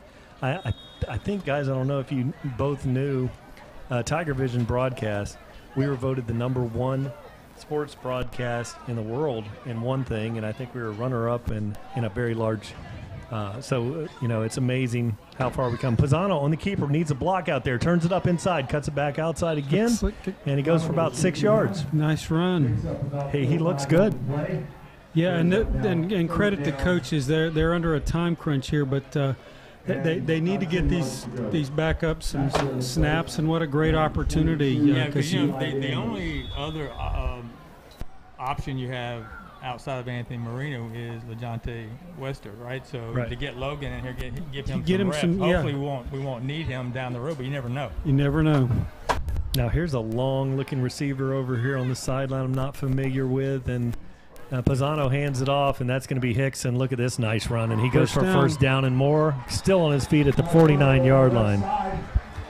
And there's a flag at the end of the play, so that's going to be a penalty on Southeast, personal foul. So tack on another 15 yards to that one, Ken. Well, I mean, obviously they're frustrated. We got a running clock. We're about to end the third quarter. I mean, there's not. There it is. That was the hit right there. Just bumped it. Not going to be an opportunity for them to come back in this game. And they're just thinking about getting on that bus and heading back over to Bradenton and start on next week. Tigers fixing to blow the roof off of this one. When it does blow off, remember to call our friends Richardson Stenton Roofing, locally owned and highly experienced. The storm season is here. So instead of hoping for the best, praying that the Hi, big this is storm Alan doesn't Conley, come. and this is Chris Conley from Conley Buick GMC, home of the Lifetime Limited Powertrain Warranty. Now, till September 4th, it's time to save on a new Buick. Save up to $5,000 or more on select new 2018 Buick Encores. Save up to $3,000 or more on select new 2018 Buick Enclaves. So get down to Conley Buick GMC, Cortez Road West in Bradenton. Visit ConleyBuickGMC.com, home of the Lifetime Limited Powertrain Warranty. Only at Conley Buick GMC will we treat you like family. Conley Buick GMC, TigerVision presented by Conley Buick GMC. So proud of Conley and their sponsorship. Great guys over there and great vehicles. My family owns several vehicles purchased over there, and what a great group of men over there and a wonderful sponsor for us. I wanted to talk about some shout outs here while we got the running clock, because this is pretty fun. Mr. Worth Henson, I mentioned him earlier. He's a former public address and longtime Palmetto booster. He's watching from Palmetto. Again, Mr. Henson, thank you for teaching everybody in my Sunday school class how to tie ties in a full Windsor, and being the wonderful guy that you are. Friends of the family, and my mother and father, Don and Eileen Varnador, watching from Palmetto. John Kinney, Palmetto High booster, tuning in from St. Pete, Florida. And then we're going to keep working up the map here after this next play. Now, Pisano's got this one. First down and 10. He hands the ball off to Hickson, sticks his foot in the ground, middle of the field, jump cut, takes a big hit. Great hit by the linebacker there after about a 7-yard run. But positive things for the Tigers and alumni Lauren Shackford and Bill Davis. Look at that cut right there. Watch that first cut that was back here that opens that hole and gets a 7-yard gain. Yeah, we just continue to witness the dynamic playmakers that we have on this team. This is, just a young sophomore making plays. Amazing. That replay provided by North Manatee Realty, and Pisano takes that, rolls it, naked bootleg by the quarterback, first down and more. So first down, clock continues to grind here. Wanted to say hi to Lauren Shackford and Bill Davis watching us from Tallahassee, Florida. Mark Sousa and his niece Lily tuning in from Seneca, South Carolina. Let's keep going up the map here. Carolyn Jack Bowsman following us from beautiful Waynesville, North Carolina. And John and Allison Sharp tuning in tonight from Nashville, Tennessee. And to the biggest fans of Coach Ty Stolt, the Stolt family, Ken and Deb Stolt, and, of course, little brother Brian. And little brother Brian, I completely understand. It doesn't matter how big and strong you get. You're always going to be little brother Brian. And Ty's grandparents, and they're all watching us from way up there in Buffalo, New York. And finally, now, fellas, I'm going to have some fun with this one. My nephew, now don't start a dog paw or anything crazy, but my nephew Caleb Keys and the Bethel Pilots rugby team tuning in from Mishawaka, Indiana. And we hope you all put a spank down on Notre Dame in your home opener on August 28th in South Bend. Hey, guys, thanks for tuning in to TigerVision tonight. And we are watched all over the country, and it's fun to give some shout-outs to some of those rounds. I know probably at least 7 that are watching from Jeff City, Tennessee, that are from this area that are playing at Carson Newman, and they're tuning in tonight. Oh, we've got Hungry Howie's. Oh. Look at that inside look at Hungry Howie's there. Hungry Howie's, how about it? Can you hear us on TigerVision tonight? From Hungry Howie's, we have the Watch Party. And one of our longtime sponsors here. Lots of folks tuning in at Hungry Howie's. We want to thank you for joining us tonight. As always, a great group. Hungry Howie's. Now with they see us. There you go. 10 minutes and 21 seconds. Pisano's got it, hands the ball off, and that's Hickson again. First down, more. Oh. He's taking it to the house. Beautiful. Is that not beautiful? That was completely untouched. Wow. So where's the drop-off, guys? Nobody touches him all the way into the end zone. Oh, look at the block. Look at the block by the receiver. Right there. Great block. And that's one thing. That's where he got hit. Celebrating. Yeah, one thing that we've seen in the North Manatee Realty replay again, one thing we've seen, not much drop-off when the guys got in there. And Fazana, great for Louis Fazana in there, runs down there, and he was able to have a touchdown there. And now Pinata kicks it. It's up. and it's good. So your Palmetto Tigers now lead this one 54-7, 9 minutes and 26 seconds remaining. Is he not taking snaps at quarterback in practice? I have not seen him take any snaps at all. He looked like a seasoned veteran. Since North River Storm about 5 years ago. Okay. Yeah, but he is just another tool. He's an athlete. Yes, for sure. He knows how to play quarterback, and he came down there with just nothing but composure. Hand the ball off like he's been handed off all night. That could have been Anthony Marino. Absolutely. Just we did not miss a beat there. I'm really happy for Logan to get in here and to be able to contribute, because he is another playmaker that we have that we just haven't been able to utilize throughout the years. But he definitely is another a playmaker. Tool in the toolkit. That's right. Just use him when we need him. All right, so now we're going to have a kick here. And that's going to Pinata. And back there with the jersey bunched up there, my guess doesn't look like this time it's going to be it's not going to be Eli Daniels back there. And I think it's probably going to be Zion Bellamy Bay back there, number 2 would be my guess. And now there's a kick. It's a high kick fielded there. And turning it up, it's number 3, Tywan Davis to the sideline. And showing some good moves over there, but tackled at about the 26-yard line. Again, good coverage. You want to keep him inside the 30, make them have to go all the way across the field. Other than the big play that they made, have they crossed the 50? I can't recall. I don't believe so, Kenny.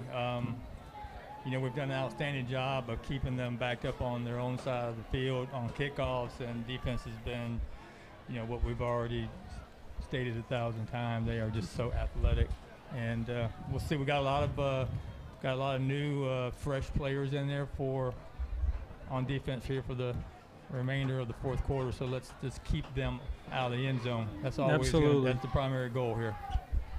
Dropping back, we got John Wester over here, and looks like Nichols out here wide, but he's looking to the left, stops, left-handed quarterback, now shakes the tackle, rolls to the right. He's a pretty impressive runner, still on his feet. And, man, this kid will not come down, Brian. Number 16, they've thrown him into the game. Gabe McDonald doing a Tim Tebow impression. Let's count how many hits he takes. Well, it was almost like he thought the play was dead, like his knee was down when he gets over here. 2. He's strong. He just kind of stops. Like, is it over? 3. Mom, please tell me it's over. 4. Yeah, he's going to have to take a rest. Man, he's a good-sized quarterback, a lefty. Out there, very tall. And there's a bad exchange there, and that's going to be a turnover. Palmetto Tigers scramble the ball. And actually, very fortunate bounce there. Quarterback's able to pick that one up. 6 minutes and 12 seconds remaining. Your Palmetto Tigers leading this one 54-7. Our, what do they call it, turnover ratio plus minus, we have to be plus 10. I think we've only turned the ball over one time. Right? In the 7 today. quarters, we have to be way out there, way up ahead. Impressive performance here so far by the fourth quarter defense. High snap, he takes that, hands it off to the back, and secures the football, and he goes for about a 4-yard gain here. 5 minutes and 37 seconds remain in this one. And now it's a 4th down and 30 plus here for Southeast. That'll bring up another punting situation.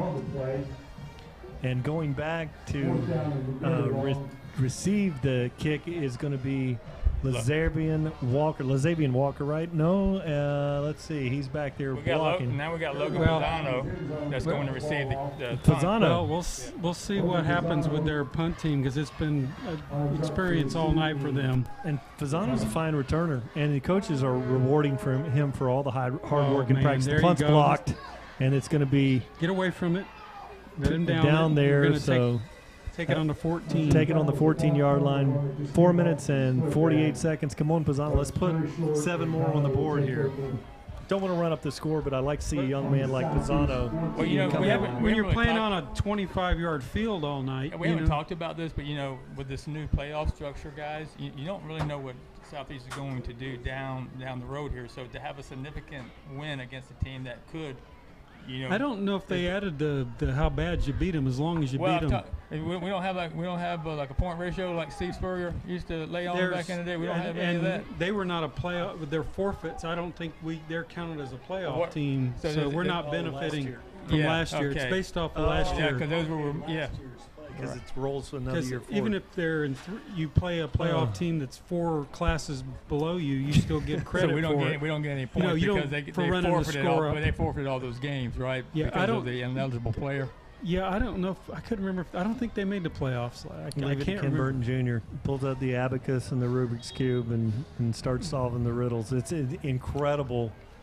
As I sit here, I try to do play-by-play. The way that Ken is dialed in to the carryover rules and the district play and all that. It's humbling, isn't it, Rick? Yeah, we are seeing some sportsmanship here from the Tigers. Logan Pisano's just taking a knee here as we reach the 3:20 mark here into the fourth quarter. So they're just trying to let that clock run down, take a knee. Really no need to add any more salt to the wound here. Exactly. So we're going to run it out, and it's 3 minutes and 13 seconds. It's second down here. And Pisano's taking it, and he just takes a knee. So it's going to take a couple more of these, and this one will be over.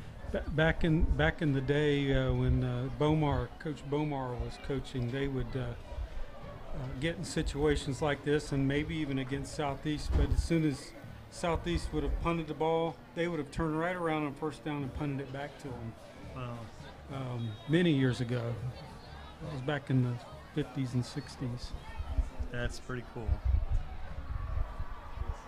2 minutes and 35 seconds. You know, one thing about Southeast, they're a rivalry, but, you know, for us old-timers, we have a lot of respect for Southeast, and we understand, you know, what's happened there with other schools coming in near and taking away from the program, and they've got a bright horizon on the future. Early on in this game, you know, they were right in it, and I have been very impressed with the size of the players, and they really had a lot of sloppy play, turnovers, that kind of thing that got them out of the ball game here. And, you know, Palmetto's been able, with their experience, to extend and take the lead and take this thing on out. But yeah, and I think that's the important thing when we look back tonight is that we were able to take advantage of the opportunities that they gave us, except for one little snafu, you know, where we fumbled the ball after they had fumbled the ball. We were able to take advantage of that, and really, for a good playoff team, that's what you got to do. You got to score when you get those opportunities handed to you. So a minute and 38 remain here, so it'll be a turnover on down Southeast ball. And for all you fans watching tonight, we want to thank you. I'm looking forward tonight for the fabulous sideline report from Tom Porter here coming up, guys.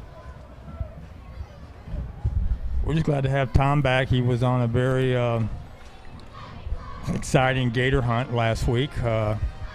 It took a lot out of him. It was an 11-foot gator, actually. You need to point that out, too. It was 11 foot. 11 foot. Tom, record. My very first gator ever. I heard, I don't know if it's true, but he attracted the gator by taking his shirt off. I did. That's what I heard. Yes. It was the flash of all the white skin that got him towards me. So. Yeah, and so it takes a little bit of work to clean an alligator like that, doesn't it, Tom? 3 hours. 3 hours. 3 hours for three of us. It was it was an interesting night. I'll say that. 600 some pounds. Yeah, I should be eating good for a while. So. Oh man, sounds good. Pretty classy move here on Coach Marino's part by taking the knee and including the fourth down there, not trying to get any yards, not going for a field goal. Pretty classy move on his part. Yeah, Tom, go ahead and take it from here. We're going to stay with you, and you can give us some of your observation from field level there tonight, and then march out there, see if you can catch Coach Marino. We'd love to hear your halftime report. So why don't you just take it for a while, and we're going to sit back and relax up here in the box. All right. Well, obviously, you know, a lot of second-string kids getting in, which is great to see, you know, for the Tigers to get some experience. But the Southeast kids have remained spunky. They're a little disorganized, but they're still fighting. They're chipping. As you see right there, little interaction. between the line and offensive line, defensive line, trying to settle that down. But they're still chippy. It's a typical Southeast Palmetto game coming down to the very end, and neither team wants to give up. Obviously, the score shows that Palmetto dominated tonight, but you know, it's a Southeast Palmetto game, and anybody who's ever watched a Southeast Palmetto game knows that this is the way it goes. The scoreboard might show one thing, but neither team really gives up. So as the teams come across here to, you know, shake hands, and I'm going to try to catch Coach Marino for the after speech with the team and then the interview. Yeah, your stride, Tom, your stride is looking great tonight. You didn't pull a hamstring wrestling that alligator. So we want to, for the folks to enjoy a little experience of being a part of the sideline report here. And so let's see how you mix in here. We're actually have you up on the telestrator. We're circling you going into the pile here. So do a good job, Tom. I'm going to do my best. No promises.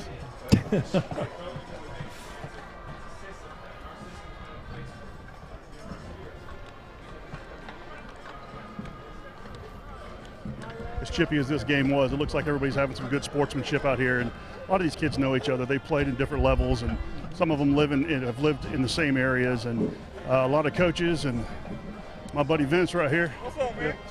Yeah, so, it's Palmetto and Southeast. Unlike any other schools in Manatee County, Palmetto and Southeast are very similar. They've always had the same type of kids, the same type of people.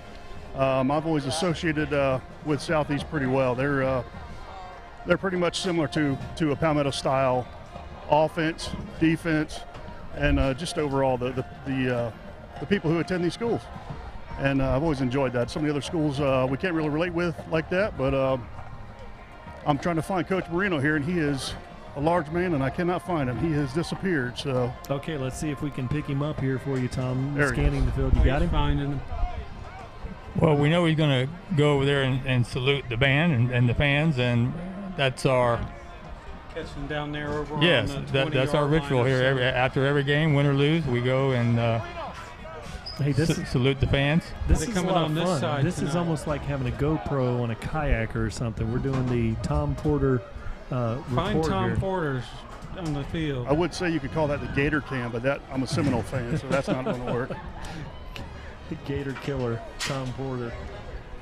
The band has moved this year. Yes, they have. On the other end, so, I do believe that's because of the new booster section. The band is over here. Normally they're down here for 100 years. They were down on that end. Yeah. So that's. As I was saying earlier, it's pretty exciting to see all the changes this year. You know, it's easy to get stagnant with the same way we do things every year, but if you look over here to the side, there are some new sponsorships for the Dazzlers, the dancers. It's great to see. We've never had that before. The Varsity 72 Club, pretty cool. The End Zone Red and Black. We were just talking about that, and we've got quite a few people that are signed up, and they're hoping that through the season it'll continue to grow as people get to hear more and more about it through these games. And obviously, winning 2 big games back-to-back is not going to hurt people coming to the game.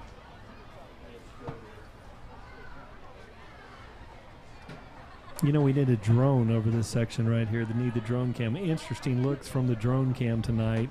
Having a lot of fun with that. We had some really beautiful shots. Now, Tom, somebody ought to sponsor that thing. What do you think? Yeah, I think it's one of those, but we didn't know we'd get it up there and working. Y'all made David proud tonight. You brought it. You brought it. Gentlemen here, I want to apologize to you. Okay? It's my job to teach you everything about being a good person. Okay? And I probably should have taken a knee that series before. That's my fault, and I apologize to their coaches. All right? You got to be sportsmen. Okay? You got to win with class. All right? So that was my fault. All right? I mean, hey, you backups went in there, and you played with heart, and you played with passion, and I'm proud of you for doing that. I should have pulled back the reins. That's my fault. All right.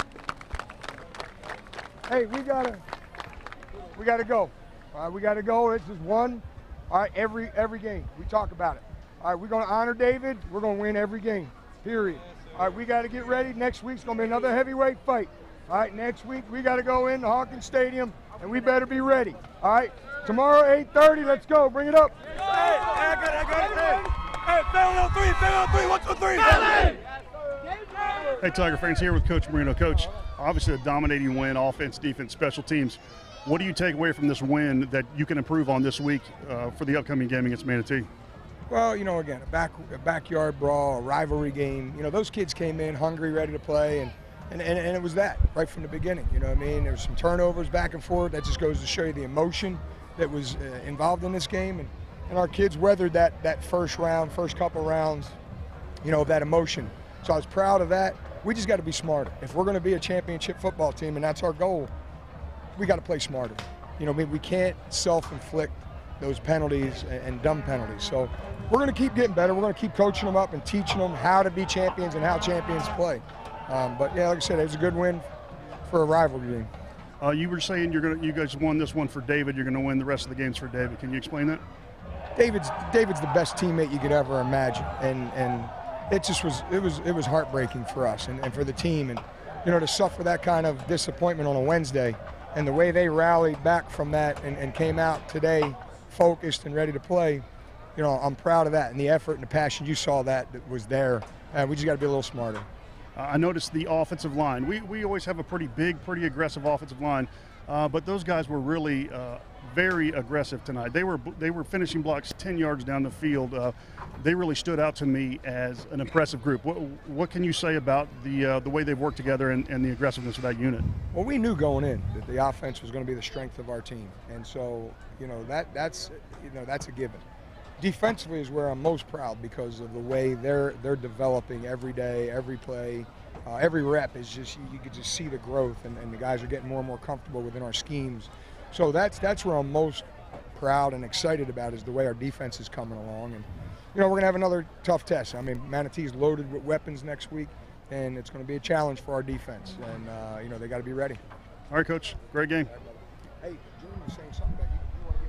All right, thank you very much, Tom, for wrapping that up, and the great delivery, as always, from Tom Porter and our great sponsor, Rico's Pizzeria and Pasta House. Rico's now has a Palmetto location located on 808 8th Avenue. I think that player interview, man. Yeah, I think that Tom has got another. I'm going to do a few more interviews here. I'm going to try to get Pat Cucci and Reese and Anthony Marino here. Hey, Anthony, awesome game. You look great. You look poised. Tell me a little bit about what you saw out there starting out the first part of the game there. I feel like we came out a little rough again, obviously, with those 2 turnovers in the first 2 series. But then we came back, and obviously, throughout the game, I had David in my mind. And it was obviously touching for me just because I've been growing up with David since I was obviously like 7 years old. So it was touching. And then just to come out, everybody played together and just stay together and then just communicate and do their whole job. We worked throughout practice, and then we work through without David. So, I mean, you got to just grow as a team. As a senior, as the quarterback, as basically the leader of this team, definitely the leader of the offense, what do you see? What do you take back to your teammates and say, hey, we need to improve on this? We did great. We won a game. We blew them out. But what can we do better? What do you tell your teammates? Just honestly, just trust in each other. That's all we could do. Because even if we come out every single day and we're just thinking that we can do it, and we just because we have the guys, you have to put in the work. If you're not willing to put in the work, then you're not willing to be great. That's just my mindset every day going in. I just try to implement that in them as well. Just to, if I'm not even on the field, just someone has to step up and be that captain spot. If you're not going to be in the captain spot, then you're not ready to control the ship then. So. Speaking of stepping up, at the end of the game there, we had nothing but second stringers in the game. What do you think about the next level that's coming? When you guys are all graduated and gone, what do you think about the next generation that's popping up there? They did pretty well. It was definitely big. Big player, Sado Hickson, and then obviously Logan Pisano in our class, but he stepped in as quarterback. We asked him to do it. I think whenever we had a transfer out, so Logan stepped up as the mid-second string quarterback, and he's taken that in the general position and to be very good. He's poised back there when he gets back there, and just he'll progress so that, God forbid, something does happen, he's ready. Everyone's ready to step up and be that next guy in line. So I think we're gonna be good as a team.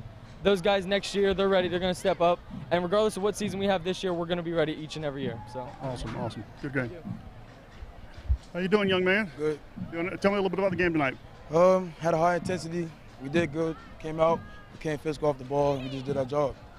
So how do you think the defense played overall? Obviously, we got a lot of seniors returning on offense, not so many on defense. So what did you see tonight on defense that made you think that, you guys really stepped up and took that step towards being a great team? We had a little mistakes, but came out with the win. So we did our job. Gave up 1 touchdown, but we still did our job. Right. Right. Well, a lot of times when the quarterback's scrambling around, things break down, so you got to obviously focus on that. You guys did a great job, obviously, trying to stay out of the little squabbles and stupid penalties and things like that. So how do you focus? How do you get past those things, those issues with the team? Just discipline, straight discipline. That's what it is. Our coaches tell us that every day. So you're okay with the coach low crawling you for discipline for making a mistake on the field, or I'm just messing with you? It was a great game. All right, we're here with Reese. How you doing, man? Great game. You're flying all over the field. Last year playing defensive end, did a great job at that. Now you've moved to linebacker, and it's obviously your natural position. You're flying all over the place and causing havoc. Talk a little bit about what you saw tonight. Tonight I saw, because we got a young defense and a lot of different position changes. So basically tonight was like a night that we can just see what we're working with for this year. And then I feel like we did a good job with that. I feel like I did a good job doing my spot. Yeah, you did a great job. Who do you see that has stepped up on the defense this year that's going to help out, that maybe was a surprise, maybe not a name like yourself or like John Bembry? Who did you see step up that really kind of took control there? I think everybody stepped up. We played good as a whole defense. The front line did good, linebackers, and the secondary. We feel like we all did a good job. All right, man, great game. All right, guys, that's it. We've talked to a few people here, and it's pretty happy. Everybody's feeling good, and big win, obviously, over crosstown rival Southeast, and look forward to seeing you guys at Manatee next week. Back to you. All right, Tom, thank you very much. As always, a great delivery by our great sideline reporter. And when it comes to local delivery, think of Rico's Pizzeria and Pasta House. Rico's now has a Palmetto location located on 8th Avenue West. Call today for Palmetto and Ellington delivery. And, next week, guys, we're going to wrap this up, and the Hungry Howies say hi to all the folks at Hungry Howies now. The post-game report. Tonight's final score, your Palmetto Tigers 54 and the Southeast Seminoles 7. Gentlemen, next week's a big one. It's the Cross River Rivalry, and we're going to travel to Manatee. And for those of TigerVision fans that watched last year has absolutely nothing to do with the game that this year, we saw a game where Manatee had a negative 6-yard punt, 8-yard punt, and a 19-yard punt, change field position, rain comes in, and just don't expect that this is going to be a game. This is still Manatee High School. We're traveling across the river. Expect a hostile environment over there. So big game next week in the Cross River Rivalry. Rick? Well, I'll just say, guys, that it's important that we focus once again on what we need to do as a team and not who we're playing. Just focus on what we need to do. If the defense comes out here and flies around the field and tackles it the way that they have tackled tonight, and they take care of business, we'll be fine against Manatee. It's not about what you do. It's about how you perform as a team. It's not an individual sport. And I think that you heard Reese talk about that. You heard Anthony talk about that. That defense together makes a great defense. So as long as they stay in their gaps, and I think we went against, when you go against a quarterback like Malik Huggins, who is so athletic, who is so fast, who can really take the game under his arm and just take it over and score at will, we were able to contain him all night. That speaks volumes of the speed and the athleticism that we have on this defense. So I look for the defense to continue to do what they have done the last 2 games. And I don't really have any complaints offensively. We started slow. We're kind of used to that. The only thing I care about is that they get the motor going, and that's what they did, and they never stopped. So as long as they get the jitters worked out within a couple of series and then they just explode, I'm fine with that, because they can do that against Manatee. Once again, do your job, concentrate on what's in front of you, and then take it to the house. Thanks, Rick. And Ken, before we wrap it up, do you have any other commentary? Yeah, here? I just I second everything that Rick shared about. We just need to start a little quicker. It didn't. They kicked it up and was running on a high octane by the time they started to have to take a knee. And defense played another great game, kept us on the short fields. Floyd Dozier was a big surprise tonight. if anything, we have some depth and now some experience on the defensive line. Special teams was great. The kids even handling themselves with the interviews after the game. They were talking not about themselves but about the team and for playing against Huggins tonight. I think that was a good test because we're going to see another good quarterback, as we've talked in the broadcast tonight with Manatee, and it's going to be our turn to go across the bridge, and we don't want to have the same outcome that Southeast had, so we have to go over there and play our game and take care of business. It's going to be a ruckus crowd, and they remember. They will remember the packed field here we had on a Saturday and beating them, whatever it was, 35-7 on a Saturday morning because it rained and we had to finish it. And so we've got to go over there ready to play, Brian. Yeah, and be sure, Tiger fans, as you are watching us, be sure to join us again next Friday, August 31st, for the Cross River Rivalry as we travel across the beautiful Manatee River to face the Manatee Hurricanes. For those attending the game, be sure to wear your black shirts once again to get your fresh Palmetto Tiger gear. You can now shop on the www.palmettotigers.com page. My broadcast partners, Mr. Rick Wells, Ken Burton Jr., Tom Porter, and I, along with the production staff via TigerVision, presented by Conley Buick GMC via PalmettoTigers.com. Thank you for joining us. And remember, when it comes to great football here north of the river, it's all Palmetto. One town, one team. Stay safe and be original and show that Tiger pride. We'll see you next week. Go Tigers.